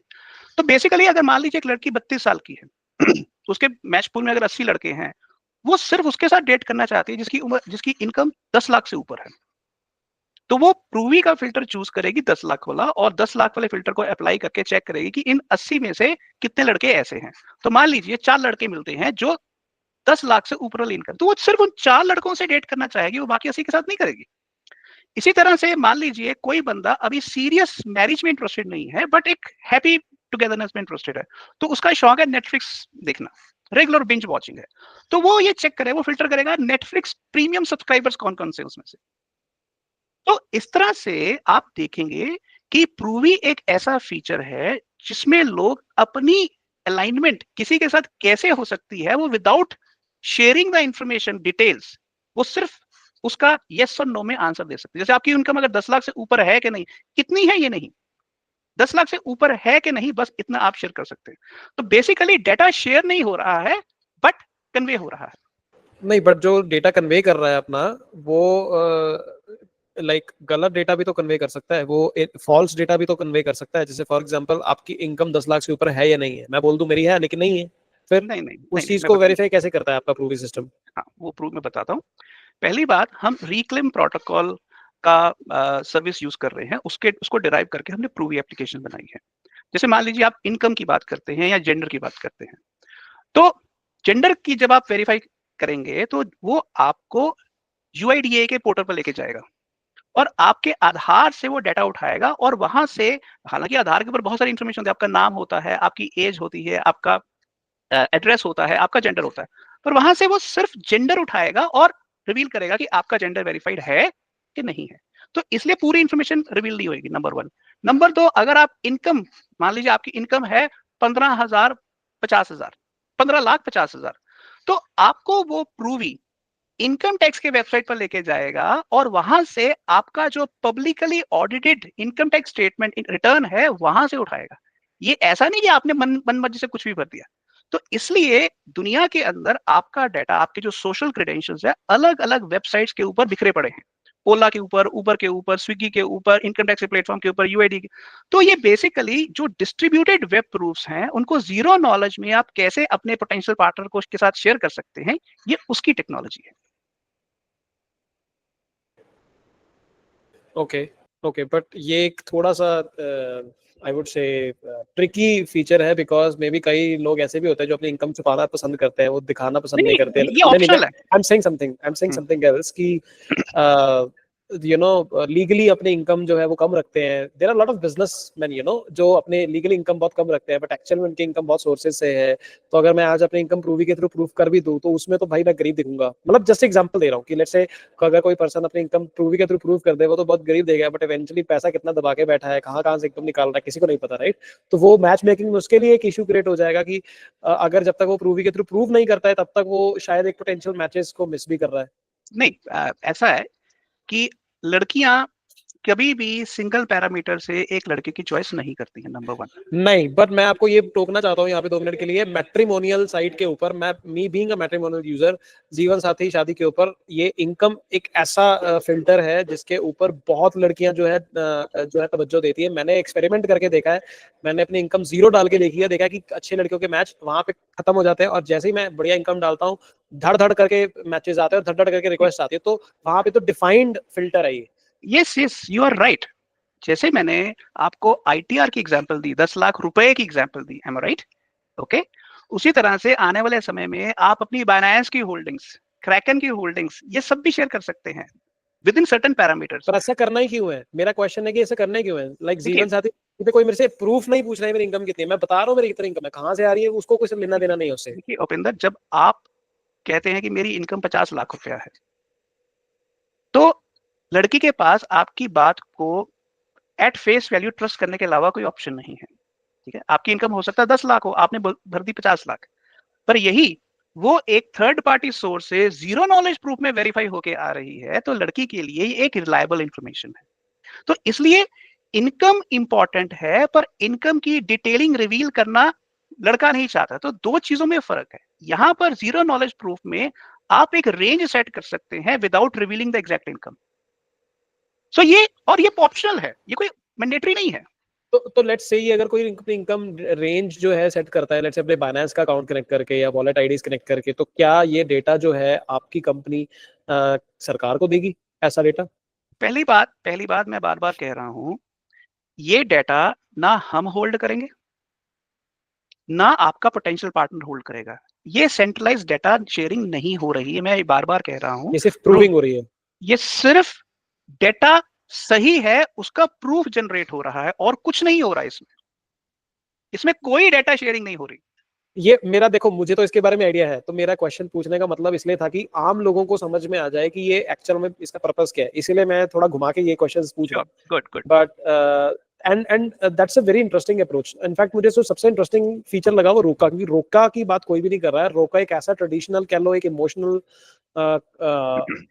इवेंट है इंडियंस के लिए, कि शादी चाहे नहीं हुई है, लेकिन रोका करके एटलीस्ट आप अपनी इंटेंशन क्लियर कर देते हैं कि हाँ मैं इस पर्सन के साथ अब कमिट होना चाहता हूँ लाइफ लॉन्ग। तो आपको लगता है कि जो रोका का कॉन्सेप्ट आप लेके आ रहे हो, मे बी एक तो आप मुझे रोका का कॉन्सेप्ट एक पूरा थोड़ा डिटेल में बताओ कि आपकी प्लेटफॉर्म पे कैसे है, एंड देन फिर आपको लगता है कि ये जो रोका का जो कॉन्सेप्ट है कहीं ना कहीं ट्रेडिशनल रोका के साथ मैच नहीं करता है, और ये शायद पेरेंट्स जो हैं या ट्रेडिशनल लोग जो हैं वो इसको किसी और नजर से देख सकते हैं, बिकॉज इसमें मनी इन्वॉल्व हो रही है लॉकिंग के लिए, के पॉइंट ऑफ व्यू से। देखिए ओपी, पहले तो रोका समझाइए, रोका क्या है? हाँ, रोका क्या है? देखिए, रोका की जरूरत हम कैसे पैदा हुई और हमने उसका कॉन्टेक्स्ट क्या था। देखिए, जब आप ऑनलाइन किसी से मिल रहे हैं, तो ऑनलाइन मिलने का बेसिक मतलब ये होता है कि आप उस बंदे के बारे में कुछ भी नहीं जानते हैं। तो जब आप उस बंदे के बारे में कुछ भी नहीं जानते हैं, तो इसका मतलब ये है कि आपको कहीं ना कहीं ये चेक करना पड़ेगा कि वो बंदा कितना सिंसियर है कि नहीं है। तो ये कैसे जाना जाए, खासकर एक डेटिंग प्लेटफॉर्म पर ये कैसे जाना जाए? तो इसके लिए हमने देखा कि डेटिंग प्लेटफॉर्म पर लड़के लड़की की प्राइमरी प्रॉब्लम क्या है। तो लड़के लड़के की प्राइमरी प्रॉब्लम यह है कि डेटिंग प्लेटफॉर्म पर मिल गए, मिलने के बाद डेटिंग शुरू कर दी। अब डेटिंग जैसे ही शुरू होती है, तो वो एक पैराडॉक्स के शिकार हो जाते हैं। खासकर डेवलपिंग कंट्रीज में मिडिल क्लास लड़का लड़की एक पैराडॉक्स के शिकार हो जाते हैं। वो पैराडॉक्स है, should they jump into marriage और should they jump into bed. और ये पैराडॉक्स का कोई इजी सोल्यूशन नहीं है। अगर माँ बाप को बताते हैं तो माँ बाप कहते हैं शादी कर लो। अभी लड़के लड़की को एक दूसरे को जानना है, पहचानना है, समझना है, तो सीधे कैसे शादी कर ले। अब अगर मैरिज करते हैं तो लाइफ लॉन्ग कमिटमेंट हो जाती है। अगर आप सीधा बेड में जंप करते हैं तो आप बहुत short term compromise casual hookup में चले जाते हैं। तो 90% लड़के और लड़कियां ना स्ट्रेटली मैरिज चाहते हैं, ना स्ट्रेटली कैजुअल हुकअप चाहते हैं। वो क्या चाहते हैं? समथिंग इन बिटवीन, कुछ ऐसा कमिटमेंट जैसा हो कि कम से कम उसमें अगर कल को एग्जिट ऑप्शन लेनी भी पड़े तो वो ले सके। तो हमने क्या किया, इस पैराडॉक्स को सॉल्व करने के लिए ढूंढा कि क्या चीज चाहिए। तो 3 चीजें चाहिए, ट्रस्ट, टाइम और कमिटमेंट स्टेक। हमने तीनों चीजों को इकट्ठा किया और स्मार्ट कॉन्ट्रैक्ट टेक्नोलॉजी यूज की और ईवीएम कंपैटिबल हमने एक स्मार्ट कॉन्ट्रैक्ट बना दिया जिसका नाम रख दिया रोका। एक पंजाबी में रोका होता है जो प्री एंगेजमेंट कहा जाता है, हमारा इंग्लिश में रोका है ROCCA, relationship outcome of committed couple agreement. अब ये काम कैसे करता है? लड़का रोका क्यों एक्टिवेट करेगा? लड़का रोका एक्टिवेट इसलिए करेगा कि उसको जंप द क्यू एडवांटेज मिलेगी। जंप द क्यू एडवांटेज का मतलब है कि अगर वो नंबर 60 से नंबर 1 पर आ रहा है, वो तो किसी एक लड़की के केस में तो नंबर 1 पर नहीं आएगा, हो सकता है 40 लड़कियों के केस में नंबर 1 पर आ जाए या नंबर 2 पर आ जाए। तो उससे क्या है कि मैच मेकिंग की डेंसिटी सडनली बहुत ज्यादा बढ़ जाती है। तो उसमें एक दूसरे से बात करने की पॉसिबिलिटी ड्रास्टिकली बढ़ जाती है। अब जब वो एक दूसरे से बात करेंगे, कोई पसंद आएगा, कोई नहीं पसंद आएगा, कोई शॉर्टलिस्ट होएंगी, सब कुछ होगा। तो उसमें से 2-3 हफ्ते, महीना, 2 महीने अगर वो इंटरेक्शंस होती हैं तो उसमें वो फैसला कर सकते हैं कि ये पार्टनर सही है, इसके साथ रोका शेयर कर दिया जाए। तो दूसरा पार्टनर अगर रोका एक्सेप्ट कर लेता है तो वो 6 महीने की टुगेदरनेस की कमिटमेंट शुरू हो जाती है। अब उनके पास 6 महीने में जो लड़के ने टोकन डिपॉजिट करवाए थे, वो लड़के के टोकन लड़की के पास 6 महीने बाद चले जाते हैं और 6 महीने बाद लड़के को 100% कैशबैक मिल जाता है। यानी कि इस पूरे सिस्टम के अंदर लड़के और लड़की की नेट इन्वेस्टमेंट टेक्निकली जीरो है, बट प्लेटफॉर्म आपको कमिटमेंट बेस्ड इंसेंटिव्स दे रहा है। अब 6 महीने बाद लड़के लड़की के पास 3 ऑप्शंस हैं। पहली ऑप्शन, एक दूसरे को पसंद करते हैं, शादी कर लो। तो दोनों के टोकन अगर मिला लिए जाए तो डबल हो गए। वो टोकन अगर उस लड़के ने 2 लाख के टोकन डाले थे, अब उनके पास 4 लाख के हो गए। तो इसका मतलब ये है कि मोटा मोटा वो 4 लाख से वो गाड़ी की डाउन पेमेंट भी कर सकते हैं, हनीमून भी मना सकते हैं, किसी और शादी का खर्चा भी कर सकते हैं। एक सिंपल शादी 4 लाख में बड़े आराम से कर सकते हैं। तो एक तो ऑप्शन ये है। दूसरी ऑप्शन ये है कि अगर मान लीजिए वो एक दूसरे को पसंद तो करते हैं, बट लॉन्ग टर्म कंपैटिबिलिटी उनकी नहीं है, दोनों के कैरियर पाथ्स अलग अलग हैं, तो वो हैप्पी गुड बाय कर दे। उसको उसके टोकन मिल गए, उसको उसके टोकन मिल गए। तीसरी ऑप्शन, लड़का लड़की एक दूसरे को पसंद करते हैं, पर लड़की सोचती है कि मैं अभी शादी के लिए फुली तैयार नहीं हूँ। तो लड़के को कहती है कि देखो भी मुझे कोई लालच नहीं है, मैं अब रिवर्स रोका तुम्हारी फेवर में करती हूँ, and let's continue this relationship for at least 6 more months so that I can make up my mind. तो फंडामेंटली लड़के लड़की के पास रोका के जरिए एक कमिटमेंट भी आ जाती है और सिर्फ 6 महीने का बंधन है, उसके बाद आप एग्जिट भी ले सकते हैं। अगर 6 महीने बाद उनको लगता है कि रिश्ता मैरिज में बदला जा सकता है, they can do it, otherwise they can go. आपको लगता है कि आप कहीं ना कहीं रोका के थ्रू शुरू हो रहे हो, लेकिन आगे जाके अगर ये पॉपुलैरिटी गेन करता है, जो कि मुझे लगता है कि गेन करेगा जिस हिसाब से आपने डिफाइन किया है, बिकॉज किसी ने ऐसे नहीं सोचा है, आपको लगता है कहीं ना कहीं आप शादी की रिप्लेसमेंट लेके आ रहे हो कि लोग बोले कि यार इट्स लाइक शादी, क्योंकि शादी जो है आज की डेट में एक लीगल लाइफ लॉन्ग कमिटमेंट है और उसके लीगल इम्प्लीकेशंस बहुत सारे हैं, और roka is like so easy to exit और ये सारी चीजें। तो मे बी आप रोका 2.0 लेके आओ, जो लोग may be for longer duration subscription रखना चाहते हैं या फिर वो शादी करना चाहते हैं फॉर लाइफ लॉन्ग। तो आपको लगता है ये वर्चुअल शादी की तरफ आप बढ़ रहे हो इस रोका कॉन्सेप्ट के थ्रू? कहीं ना कहीं ऐसा कुछ सोचा है, किसी ने बोला है आपको? उपिंदर, टू बी ऑनेस्ट, ये एक बहुत ही नॉटी क्वेश्चन है। मैं इसका जवाब इस तरह से दूंगा। लेट्स एज्यूम आज से 20 साल पहले या 15 साल पहले स्विगी या जोमेटो के किसी फाउंडर को यह सवाल पूछा गया होता कि आप हिंदुस्तान के किचन को परमानेंटली बदल रहे हो, तो पहली बात तो उनको ये अंदाजा ही नहीं था कि स्विगी और जोमेटो जैसी applications hundreds of millions of downloads होंगे। पहले तो उनको अंदाजा ही नहीं था। अगर उनको ये पता होता तो शायद वो जवाब देते कि यस, किचन बदलेगा, इससे औरतों का किचन के ऊपर जो टाइम स्पेंड है वो ड्रास्टिकली कम होगा, आप कभी भी वैरायटी ऑफ फूड ऑर्डर कर सकते हैं। एक तो ये जवाब है।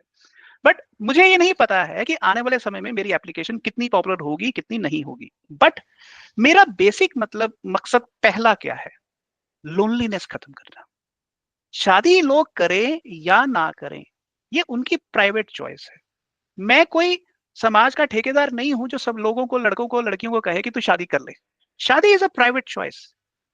इसलिए मेरा सिंपल पर्पस ये है कि शादी के नाम पर जो लोनलीनेस बढ़ रही है, जो ब्रेकअप्स बढ़ रहे हैं, जो हार्ट ब्रेक्स बढ़ रहे हैं, वो कम हो। तो मेरा पर्पस लोनलीनेस खत्म करना है। लड़के लड़की को एक दूसरे को अगर लॉन्ग टर्म बंधन में वो बंधे या ना बंधे, बात की बात है, पर एटलीस्ट थोड़ी देर के लिए, 6 महीने के लिए तो एक बंधन में एक दूसरे के साथ बात कर सके, सुबह शाम उसको फोन कर सके, अगर दुख है तो रो सके, खुशी है तो खिलखिला के हंस सके। और स्टैटिस्टिकली जो अभी आपके पास डेटा है कि कितने नंबर ऑफ यूजर्स में से लोगों ने रोका एक्टिवेट किया, और फिर जितने नंबर ऑफ लोगों ने रोका एक्टिवेट किया उसमें से कितने % लोगों का रोका जो है वो उनको सक्सेसफुल रहा एक्टिवेट करना, मतलब उनको क्या कुछ उसका बेनिफिट मिला, कुछ कन्वर्जन मिला, लड़कियों ने किस तरह से उसको रिस्पॉन्ड किया, क्या लड़कों ने ही ज्यादातर रोका एक्टिवेट किया या फिर कुछ लड़कियों ने भी रोका एक्टिवेट किया? कुछ ऐसा डेटा वगैरह बता सकते हो, स्टैट्स वगैरह बता सकते हो? हाँ, तो इस समय पहली बात तो मैं बताना चाहता हूँ कि अभी हम अल्फा फेज कंक्लूड करने वाले हैं और बीटा फेज में एंटर करने वाले हैं। तो अभी हमारे पास डेटा उस पीरियड से आया है जिस पीरियड में एप्लीकेशन में बग्स रहे हैं, पेज लो की प्रॉब्लम, लोड की प्रॉब्लम रही है, बहुत सारी प्रॉब्लम रही हैं। बट इसके बावजूद भी हमारे पास आज की तारीख में रीजनेबल डेटा है। नंबर 1, हमारे पास 38,800 यूजर हैं आज की तारीख में, जिसमें से 32% से ज्यादा फीमेल्स हैं। 560 से ज्यादा रोका एक्टिवेट हो चुके हैं, 560 से ज्यादा। तो आप बेसिकली अगर 38,000 के कैलकुलेट करेंगे तो ये 1-1.5% के बीच में जाके फिगर बैठेगी। अब 75 रोका डिप्लॉय हो चुके हैं। 560 में से 75 रोका डिप्लॉय होने का मतलब है लड़के लड़की ने इसको एक्सेप्ट कर लिया है। 15%। और इन 75 रोका में जो इस समय एवरेज एक्टिव स्टेक की वैल्यू है वो लगभग 50 लाख रुपए के आसपास की वैल्यू लॉक हुई, जिसको टीवीएल बोल सकते हैं, अल्फा फेज में, जब हमने कोई ऑफिशियल अनाउंसमेंट नहीं की, कोई इन्फ्लुएंसर मार्केटिंग नहीं की, वगैरह वगैरह। और कमाल की बात यह है, मैंने सपने में भी नहीं सोचा था कि मैं अल्फा फेज में 32% फीमेल्स ला पाऊंगा। और ये सिर्फ इसलिए हो पाया है कि फीमेल्स को रोका एज ए प्रोडक्ट बहुत अच्छा लगता है। क्यों? नंबर 1, 90% केसेस में, 90 क्या मैं रादर कहूंगा 99% केसेस में इंडिया में रोका इनिशिएट लड़का करेगा, लड़की नहीं करेगी। तो लड़की को उस रिलेशनशिप के अंदर एंटर करने का इंसेंटिव है कि अगर 6 महीने बाद रिश्ता नहीं भी बना तो लड़की को कोई नुकसान नहीं हो रहा, लड़की को टोकन मिलेंगे। So number 1।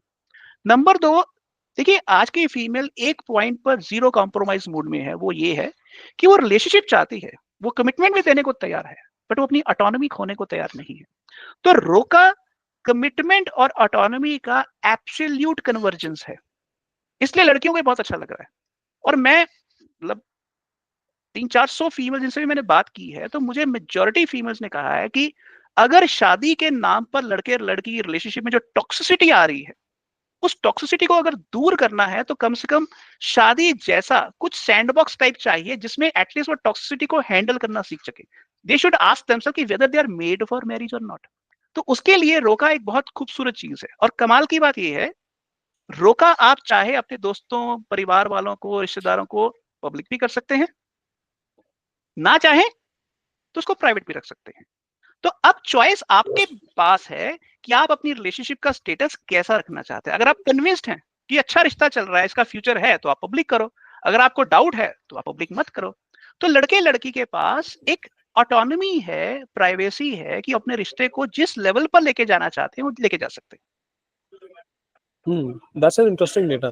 और आपको लगता है कि आपके, क्योंकि मुझे रोका स्पेशली बहुत इंटरेस्टिंग फीचर लग रहा है, मैं अभी बाकी एप्लीकेशन की तो बात ही नहीं कर रहा हूँ बिकॉज रोका में इतना इंटरेस्ट आ रहा है, उसमें इतने क्वेश्चंस आ रहे हैं कि ये वाला पर्टिकुलर फीचर सिर्फ आपकी एप्लीकेशन पे डिपेंडेंट नहीं है। मतलब जैसे आप बहुत सारे ऐसे कम्युनिटी जो सिंगल पिक्चर इवेंट्स हो रहे हैं, ब्रांड्स आ रहे हैं, उनके साथ कोलैबोरेट करके आप रोका को मार्केट कर सकते हैं। और भी बहुत सारे वेज से अपने रोका को आप जो है ग्लोबलाइज कर सकते हैं। Do you think that?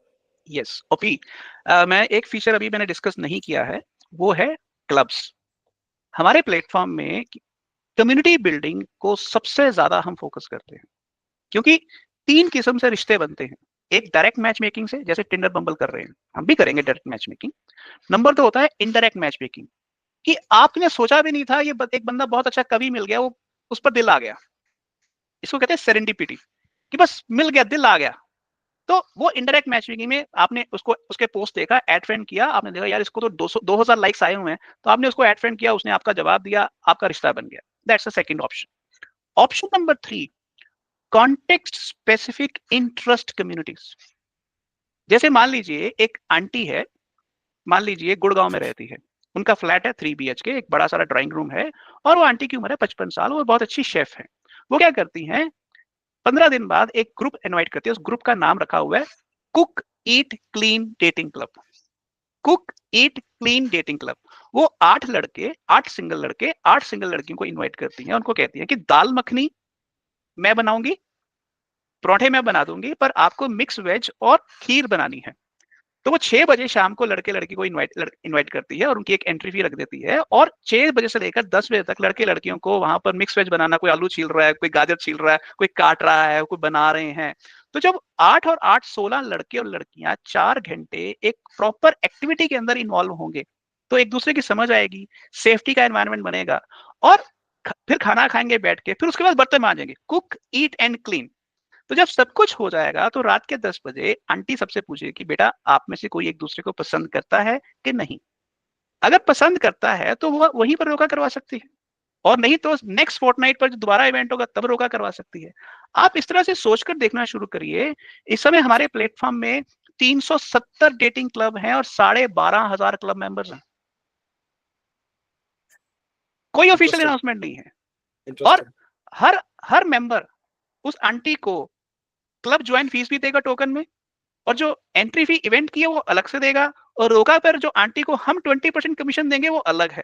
तो आप सोचिए कि एक आंटी अपने सोशल कैपिटल का इस्तेमाल करके कितना पैसा बना सकती है।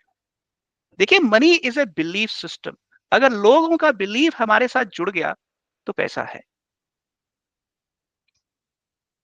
और ये कौन कौन से सिटीज, कंट्रीज, डेटा किस तरह से है आपके पास, मतलब थोड़ा सा बताइए मेरे को। पहली बात क्योंकि ये अल्फा लॉन्च है, तो अभी हम सिर्फ इंडिया के अंदर टेस्टिंग कर रहे हैं। कौन कौन से सिटीज, स्टेट्स? हाँ, आपकी जानकारी के लिए बता दूं, 36 स्टेट्स और यूनियन टेरिटरीज में से एक भी ऐसी नहीं है जहां हम प्रेजेंट नहीं हैं। ओके। और सबसे ज्यादा कहाँ पे है, सबसे ज्यादा? हाँ, मैं वो बताता हूँ। पहले मुझे ऐसा लगता था कि हमारी मैक्सिमम प्रेजेंस होगी मेट्रोज में। You'll be surprise, metros Poona, Bangalore, Hyderabad, ये 7 शहर अगर छोड़ दो तो 70% पॉपुलेशन हमारी इनके टियर 2 टियर 3 सिटी से आती है, 30% इन 7 से आती है। सीरियसली? यस, ये मैं खुद हैरान हूं। और कमाल की बात, 5 स्टेट्स और यूनियन टेरिटरीज ऐसी हैं जहां फीमेल रेशो 70% है, और उसमें नंबर 1 और 2 पर आती हैं गोवा और चंडीगढ़, 70% फीमेल्स। चंडीगढ़ शिफ्ट होने लगा हूं मैं। तो अब इसके 2 कारण हैं। चंडीगढ़ के अंदर पंजाब, हरियाणा और हिमाचल से लड़के लड़कियां पढ़ने आते हैं, और इसलिए उनके पास फैमिली कंट्रोल नहीं है, तो लड़कियां काफी फ्रीडम होती है अपनी उनको मेट चॉइस करने के लिए। गोवा के अंदर इसलिए है कि गोवा हिंदुस्तान का सबसे रिचेस्ट स्टेट है, तो जहां कैरियर की फ्रीडम होएगी और मनी की अबंडेंस होएगी, वहां फीमेल्स की मेट चॉइस भी ज्यादा एक्टिव हो जाएगी, तो उनकी प्रेजेंस मर्दों से ज्यादा हो जाएगी डेटिंग प्लेटफॉर्म्स पर। गोवा में काफी सारे नॉन इंडियंस भी होते हैं, तो आपके प्लेटफॉर्म पे नॉन इंडियंस वगैरह आए हैं गोवा साइड से, या सिर्फ इंडियंस ही हैं जो पार्टिसिपेट कर रहे हैं ज्यादा? देखिए, ऐसा है कि इस समय हमने 2 फर्स्ट लैंग्वेज प्रेफरेंस दी हुई है, हिंदी और इंग्लिश, और 2 मल्टीपल सेकंड और थर्ड लैंग्वेज प्रेफरेंस दी हुई है। तो हमारे पास लगभग 2% यूजर्स ऐसे हैं जो नॉन इंडियन लैंग्वेजेस से आते हैं, जैसे अरेबिक हो गया, पर्शियन हो गया, वियतनामीज हो गया, इंडोनेशियन हो गया। बट इसलिए मतलब उसका एग्जैक्ट मैच मेकिंग पर क्या असर है, ये मेरे पास इस समय डाटा नहीं है, क्योंकि मैं फर्स्ट लैंग्वेज का डाटा तो आपको बता सकता हूँ। तो मुझे मोटा मोटा जो समझ में आई है कि हमारे देश में ज्यादा जो इकोनॉमिक अपॉर्चुनिटी है वो टियर 2 टियर 3 सिटी से है, number 1। Number 2, non English vernacular zone से 80% अपॉर्चुनिटी पैदा हो रही है। नहीं, बट ऐसा भी तो हो सकता है कि शायद मे बी आप की जो स्ट्रेटजी है मे बी अभी अपने पब्लिक नहीं किया है, बिकॉज मेट्रो सिटी कहीं ना कहीं पब्लिसिटी पे चलता है, तो शायद इस वजह से मेट्रो सिटी से अभी आपको उतना ट्रैफिक नहीं मिला है, क्योंकि लोगों को अभी पता ही नहीं है। ऐसा भी तो हो सकता है। हो सकता है, मैं इसको डिनाई नहीं करता हूँ, हो सकता है, बट मैंने ट्रूली मैडली के जो फाउंडर है स्नेहिल खैनोर, उनकी बहुत सारी इंटरव्यूज सुनी है और मैं उस बंदे की बहुत इज्जत करता हूँ। हिंदुस्तान का नंबर 1 डेटिंग प्लेटफॉर्म है वो। उनका ये कहना है कि उनका 60% रेवेन्यू, 60% ट्रूली मैडली का रेवेन्यू, नंबर 14 मिलियन यूजर्स उनके पास, वो आ रहा है टियर 2 टियर 3 सिटी से। अगर उनका स्टडी ये कह रहा है, उनका एक्सपीरियंस ये कह रहा है और हमारा एक्सपीरियंस भी यही कह रहा है, तो तो आई मतलब थिंक कहीं ना कहीं कुछ मैच सच है। है। हाँ, कुछ मैच है, बिकॉज आपके पास डेटा है, अब आप हवा में बात नहीं कर रहे हो। तो अब एक last question, I think almost 1.5 घंटा होने वाला है, तो काफी इंटरेस्टिंग है, और मे बी इस क्वेश्चन को पूछने से पहले मैं लोगों को बता देता हूँ कि आई इन्वेस्टेड इन ड्रॉपडी, एंड जब मैंने सर से इस कॉन्सेप्ट के बारे में सुना था, आई थिंक आज से 2 से 3 साल पहले की बात है, तो तब आई वाज लाइक कि ये तो गेम चेंजर है, आई डोंट नो क्या होगा क्या नहीं होगा, बट आई जस्ट इन्वेस्टेड। मुझे सर का पता था कि अगर सर ये बात बोल रहे हैं तो प्रोबेबली कुछ इंटरेस्टिंग होगा, देखी जाएगी जो होगा, बट इवेंचुअली बट इनकी उस कमिटमेंट का मैं दाद देता हूँ कि इन्होंने लगे रहे जैसे तैसे करके इवेंचुअली आज प्रोडक्ट लॉन्च हो रहा है, और मुझे बहुत खुशी हो रही है। मुझे यहाँ पे आई वुड से कि कोई और फायदा मिले ना मिले, बट मुझे ये बात की खुशी है कि मैं इनके साथ एसोसिएटेड हूँ इस इनोवेशन में। If this picks up, I will be very very happy to see this success. Yes Upinder, पहले तो बहुत बहुत धन्यवाद हम पर विश्वास दिखाने के लिए। मैं 2-3 चीजें जो बताना अभी भूल गया हूँ। पहली बात, हम ऑलरेडी रेवेन्यू पॉजिटिव है। वेरी नाइस, $60,000 का हमारा ऑर्गेनिक रेवेन्यू है अल्फा लॉन्च में, वेरी नाइस। $60,000। ठीक है, नंबर 1। नंबर 2, इस रेवेन्यू के पीछे एक बहुत बड़ा फैक्टर है जो हमने डिस्कस नहीं किया है, वो है हमारी टोकन इकोनॉमिक्स। हमारी पूरी की पूरी टोकन इकोनॉमिक्स बिटकॉइन से इंस्पायर्ड है, जीरो प्री माइन। समझाओ इसके बारे में, डिटेल और बताओ। टोकन, हाँ, और टोकन क्यों लेके आए, टोकन लाने का पर्पस ही क्या यस, था, वो भी थोड़ा सा मैं बताओ साथ में। मैं दोनों चीजें बताता हूँ। देखिए, पहली बात तो जीरो प्री माइन का मतलब है कि जब ये प्लेटफॉर्म का टोकन जनरेशन इवेंट हुआ, तो फाउंडर या किसी भी और बंदे के पास जीरो टोकन थे। Zero mean zero. पहला यूजर आया, उसने साइन अप फॉर्म भरा और उसने टोकन मिंट किए। यूजर आएगा वही टोकन मिंट करेगा, और कोई टोकन मिंट नहीं कर सकता। आज 38,000 यूजर्स के बावजूद भी हमारी टोटल टोकन सप्लाई सिर्फ 1.9% है। ओनली 1.9%। पहली बात। दूसरी बात कि ये सप्लाई का 70% रिटेल पॉपुलेशन के पास है। ओके, दूसरी बात, जो रेवेन्यू आ रहा है वो मेरी जेब में नहीं जा रहा है, वो डाउ में जा रहा है। हमारा डाउ क्या डाउ पे, होता है? डाउ बताओ, डाउ डाउ क्या होता है? जैसे एक कॉर्पोरेट कंपनी के अंदर बोर्ड ऑफ डायरेक्टर्स होता है, उसी तरह से क्रिप्टो गवर्नेंस के अंदर डिसेंट्रलाइज ऑटोनोमस ऑर्गेनाइजेशन, डाउ। यानी कि मेरा अब इस कंपनी के ऊपर कोई एक्सक्लूसिव कंट्रोल नहीं है। मैं इस कंपनी का डिफेंडर हूं, मैं इस कंपनी का ट्रस्टी हूं, मैं मालिक नहीं हूं। That's very important. अब जो रेवेन्यू आएगा, वो रेवेन्यू 5 पूल्स में जा रहा है। 36% यूजर रिवॉर्ड पूल में, 24% प्लेटफॉर्म मैनेजमेंट पूल में, 10% एंजल पूल में, 10% इन्फ्लुएंसर पूल में और 20% फाउंडर्स पूल में। और ये व्हाइट पेपर के अंदर भी ऐसी चीजें मेंशन हुई हैं, और पॉलीगॉन स्कैन पर जाके आप होल्डर्स के अंदर टॉप 10 एड्रेसेस के अंदर ये खुद देख सकते हैं। सो नंबर 2 ये। नंबर 3, देखिए, टोकन बहुत जरूरी है किसी भी डेटिंग इंडस्ट्री को अगर सफलता से खड़ा करना है। क्यों? वो इसलिए कि लोग शुरू में पे नहीं करना चाहते। जब तक उनको विश्वास ना हो जाए कि ये प्लेटफॉर्म मेरे लिए है, तब तक लोग पे नहीं करते हैं। तो अगर आप फिएट करेंसी मॉडल में काम कर रहे हैं, जैसे आपने मान टिंडर वगैरह बना लिया, ट्रूली मैडली बना लिया, तो लोग पे करेंगे जब आपके पास 10 लाख 20 लाख यूजर्स होंगे, तब लोगों का विश्वास बन जाएगा। तो आपको 10 या 20 लाख तक घाटे में चलाना पड़ेगा प्लेटफॉर्म। तो इसका मतलब ये है कि जिसकी जेब में पैसा नहीं है वो तो वहां तक जा ही नहीं सकता। तो हमने उसका एक डिफरेंट मॉडल लिया कि हमने कहा कि भाई, अगर फ्री का ही मामला है तो टोकनाइज कर दो। यूजर टोकन लेके आए तो प्राइस जब डिस्कवर होगा टोकन स्केर्सिटी से, अगर आपको रोका करना है और आपको 50,000 टोकन चाहिए, 50,000 टोकन तो हम आपको फ्री नहीं दे रहे। तो 50,000 टोकन अगर आप खरीदते हैं तो आपको कोई ना कोई प्राइस पर तो खरीदने पड़ेंगे। तो हमने क्या देखा, अगर 99% लोग ना भी पे करें, सिर्फ 1% लोग अगर पे करें, तो भी हमारा प्लेटफॉर्म प्रॉफिटेबल है। तो इसलिए रोका एक ऐसा प्रोडक्ट है जो टोकनाइजेशन को भी प्रमोट करता है और बिजनेस स्ट्रेटजी को भी प्रमोट करता है, और आप शॉर्ट टर्म के अंदर ही सस्टेनेबल हो जाते हैं। आपको 4-5 साल या 10-20 लाख यूजर का वेट करना नहीं पड़ता। आज 38,000 यूजर के बावजूद भी हम सस्टेनेबल है। क्या आप विश्वास करेंगे? हम अपनी इंटरेस्टिंग। सैलरीज अपने रेवेन्यू से निकालते हैं।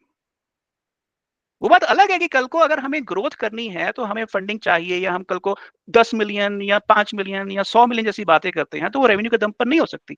But the point here is, business का असूल है पहले बनाओ हट्टी, फिर बनाओ शोरूम, और फिर बनाओ shopping mall.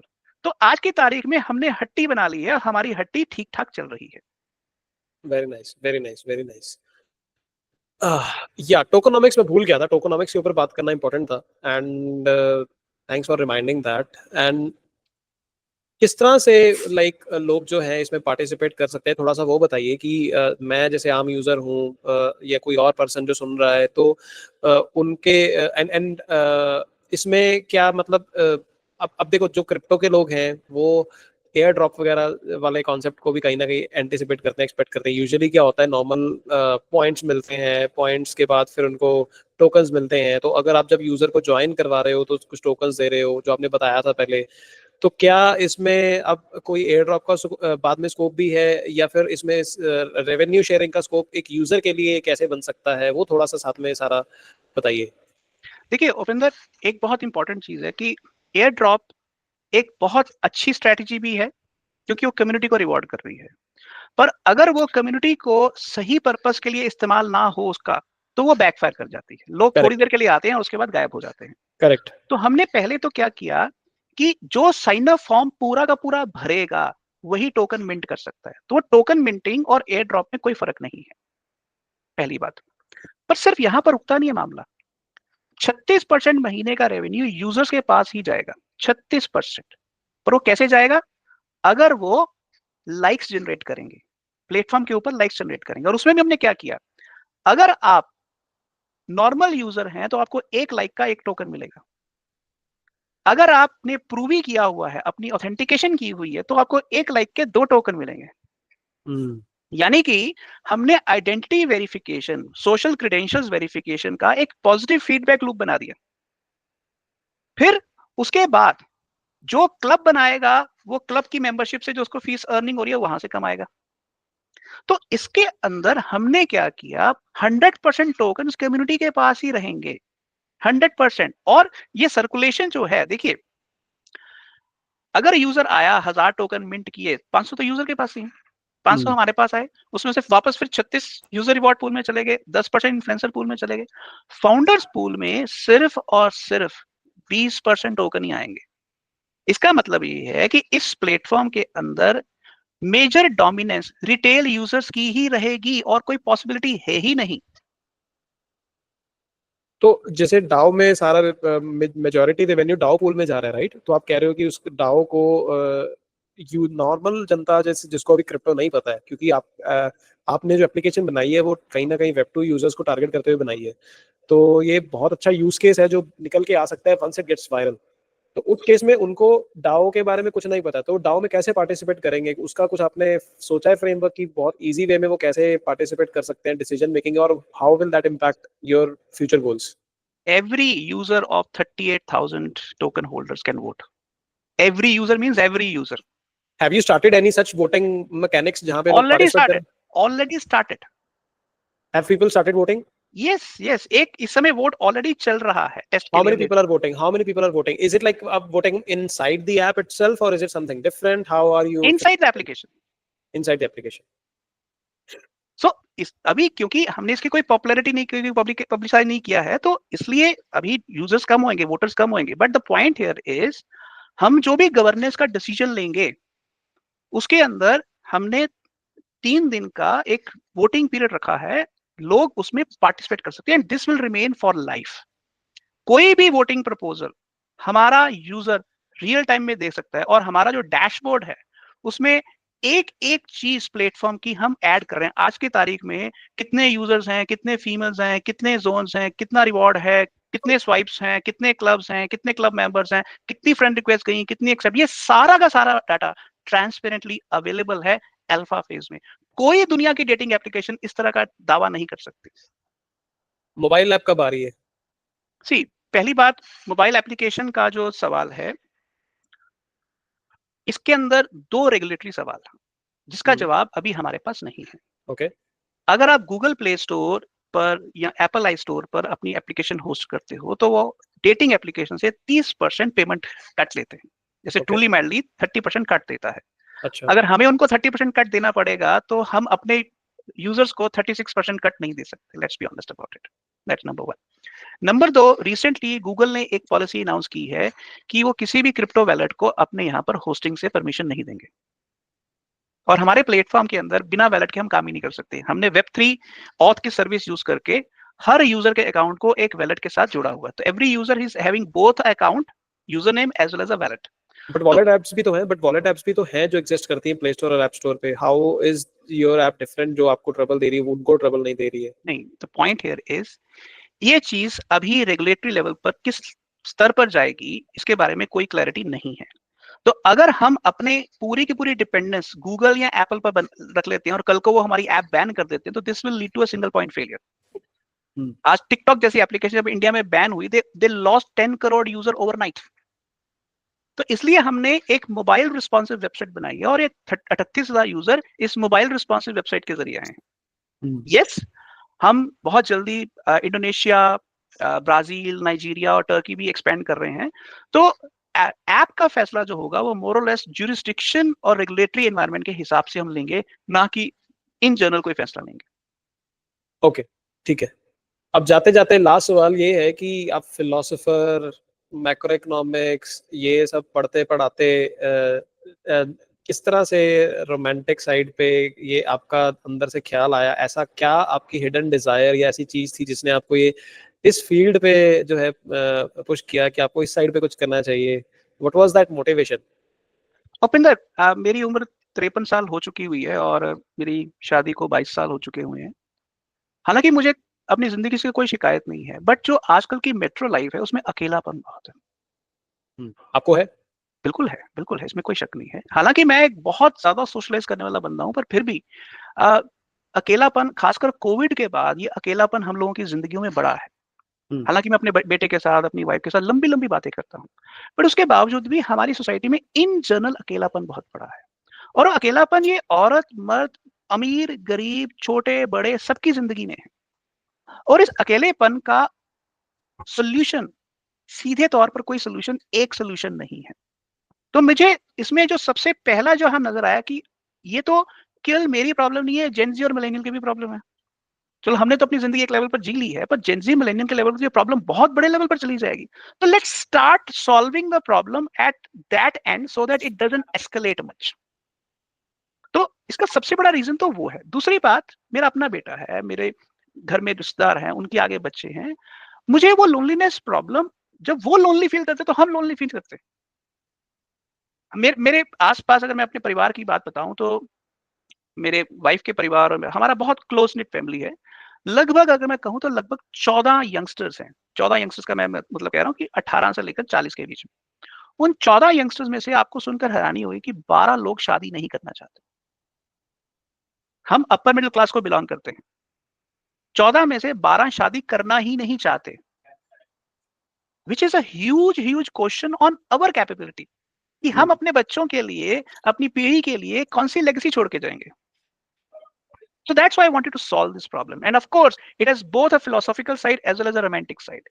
It has both a community side as well as an individual side. And I realized this, ये area इतना ज़्यादा entertaining है, engaging है, challenging है। और जब आप कहते हैं कि आप डेटिंग प्लेटफॉर्म बना रहे हैं, मैं दावे के साथ कहता हूँ 100 में से 99% लोग, कंप्लीट स्ट्रेंजर, मुझसे बात करने के राजी हो जाते हैं। तो अगर सिर्फ डेटिंग एंटरप्रेन्योर कहने से लोग मेरे साथ जुड़ जाते हैं, तो इसका मतलब है कुछ तो सही कर रहा हूँ। True, absolutely. नहीं, डेफिनेटली मतलब जिस दिन मेरे को विजन पता चली थी, मैं विजन समझ गया था कि एग्जैक्टली आपकी विजन क्या है। ऑल्दो बहुत लोगों ने इसको मिसअंडरस्टैंड भी किया है, I can say that very loud and clear, but eventually this is harsh truth कि ये आज की सच्चाई है कि लोग शादियां नहीं कर रहे हैं या करना नहीं चाहते हैं। शादियां खत्म हो रही हैं, डिले हो रही हैं, टूट रही हैं, जो भी है, घूम फिर के इवेंचुअली लोग अकेले हैं। और you know, this is how these experiments define the next wave of the society. इसी से कोई नई चीज निकल के आएगी, कुछ प्लेटफॉर्म अपने आप इवॉल्व होता रहेगा, लर्निंग इवॉल्व होती रहेगी। तो at least we are experimenting for something better. If people are feeling something different and feeling better than before, then definitely it means that you are doing something right, and I'm super grateful and glad that I am part of that somehow. So यहाँ पे ही जो है मेरा जो है मैं आपको thanks करूंगा आज की पॉडकास्ट पे आने के लिए। And it is not just because कि मैंने इन्वेस्ट किया इसलिए ये पॉडकास्ट हो रहा है, ये इसलिए बिकॉज कहीं ना कहीं डेटिंग रिलेशनशिप्स वाला जो कॉन्सेप्ट है वो मेरे दिल के साथ जुड़ा हुआ है। मैं खुद इस पे बहुत रिसर्च करता रहता हूँ, खुद इस पे बहुत ओवरऑल पर्सनली जो है इसके बारे में डिस्कशंस करता रहता हूँ, आपके साथ भी होती है और अपने फ्रेंड्स के साथ भी होती है। तो मेरे अपने विचार हैं, और ये बहुत अच्छा टॉपिक है जिसको मैं एनीवेज कवर करना चाहता था। इसमें बहुत सारा इंटेलेक्चुअल कन्वर्सेशन भी आती है, इसमें इवेंचुअली हमारा वेब3 भी कवर हो रहा है, तो दोनों एंगल कवर हो रहे हैं। तो ये मेरे भी उतना इंटरेस्टिंग टॉपिक है मेरे लिए जितना ये आपके लिए बहुत इंटरेस्टिंग जर्नी बन चुकी है। तो thank you very much for coming here. मजा आया काफी ज्यादा आपके साथ बात करके, और इनफैक्ट अब तो मुझे फोमो हो गया है कि मुझे भी शायद प्लेटफॉर्म यूज कर लेना चाहिए, मैंने ढंग से यूज नहीं किया अभी। तो definitely I think I should test it out myself. Maybe कोई लड़के मिल जाए जिसके साथ मैं भी रोका ट्राई करूँ। श्योर। और मैं कंक्लूडिंग कमेंट आपको दे देता हूँ। हमारा टोकन इस समय यूनिस्वैप पर लाइव है, और USDT/DRPD पेयर से यूनिस्वैप वर्जन 4 पर ऑलरेडी लाइव है। तो जो लोग इंटरेस्टेड हों इसमें आने के लिए वो वहाँ जा सकते हैं और खरीद सकते हैं। सो ओपी बहुत बहुत शुक्रिया। मैंने सोचा नहीं था कि ये 1 घंटे से ऊपर जाएगी, पर ये 1 घंटे से क्या 1.5 घंटे से ऊपर चली गई, और खूब मजा आया। बहुत बहुत शुक्रिया। Thank you very much for coming here. I am sure लोग इसको बहुत पसंद करेंगे। आई होप लोग आपके इस प्लेटफॉर्म को यूज करें, and wish you a very great success. Thank you. Thank you. Bye bye.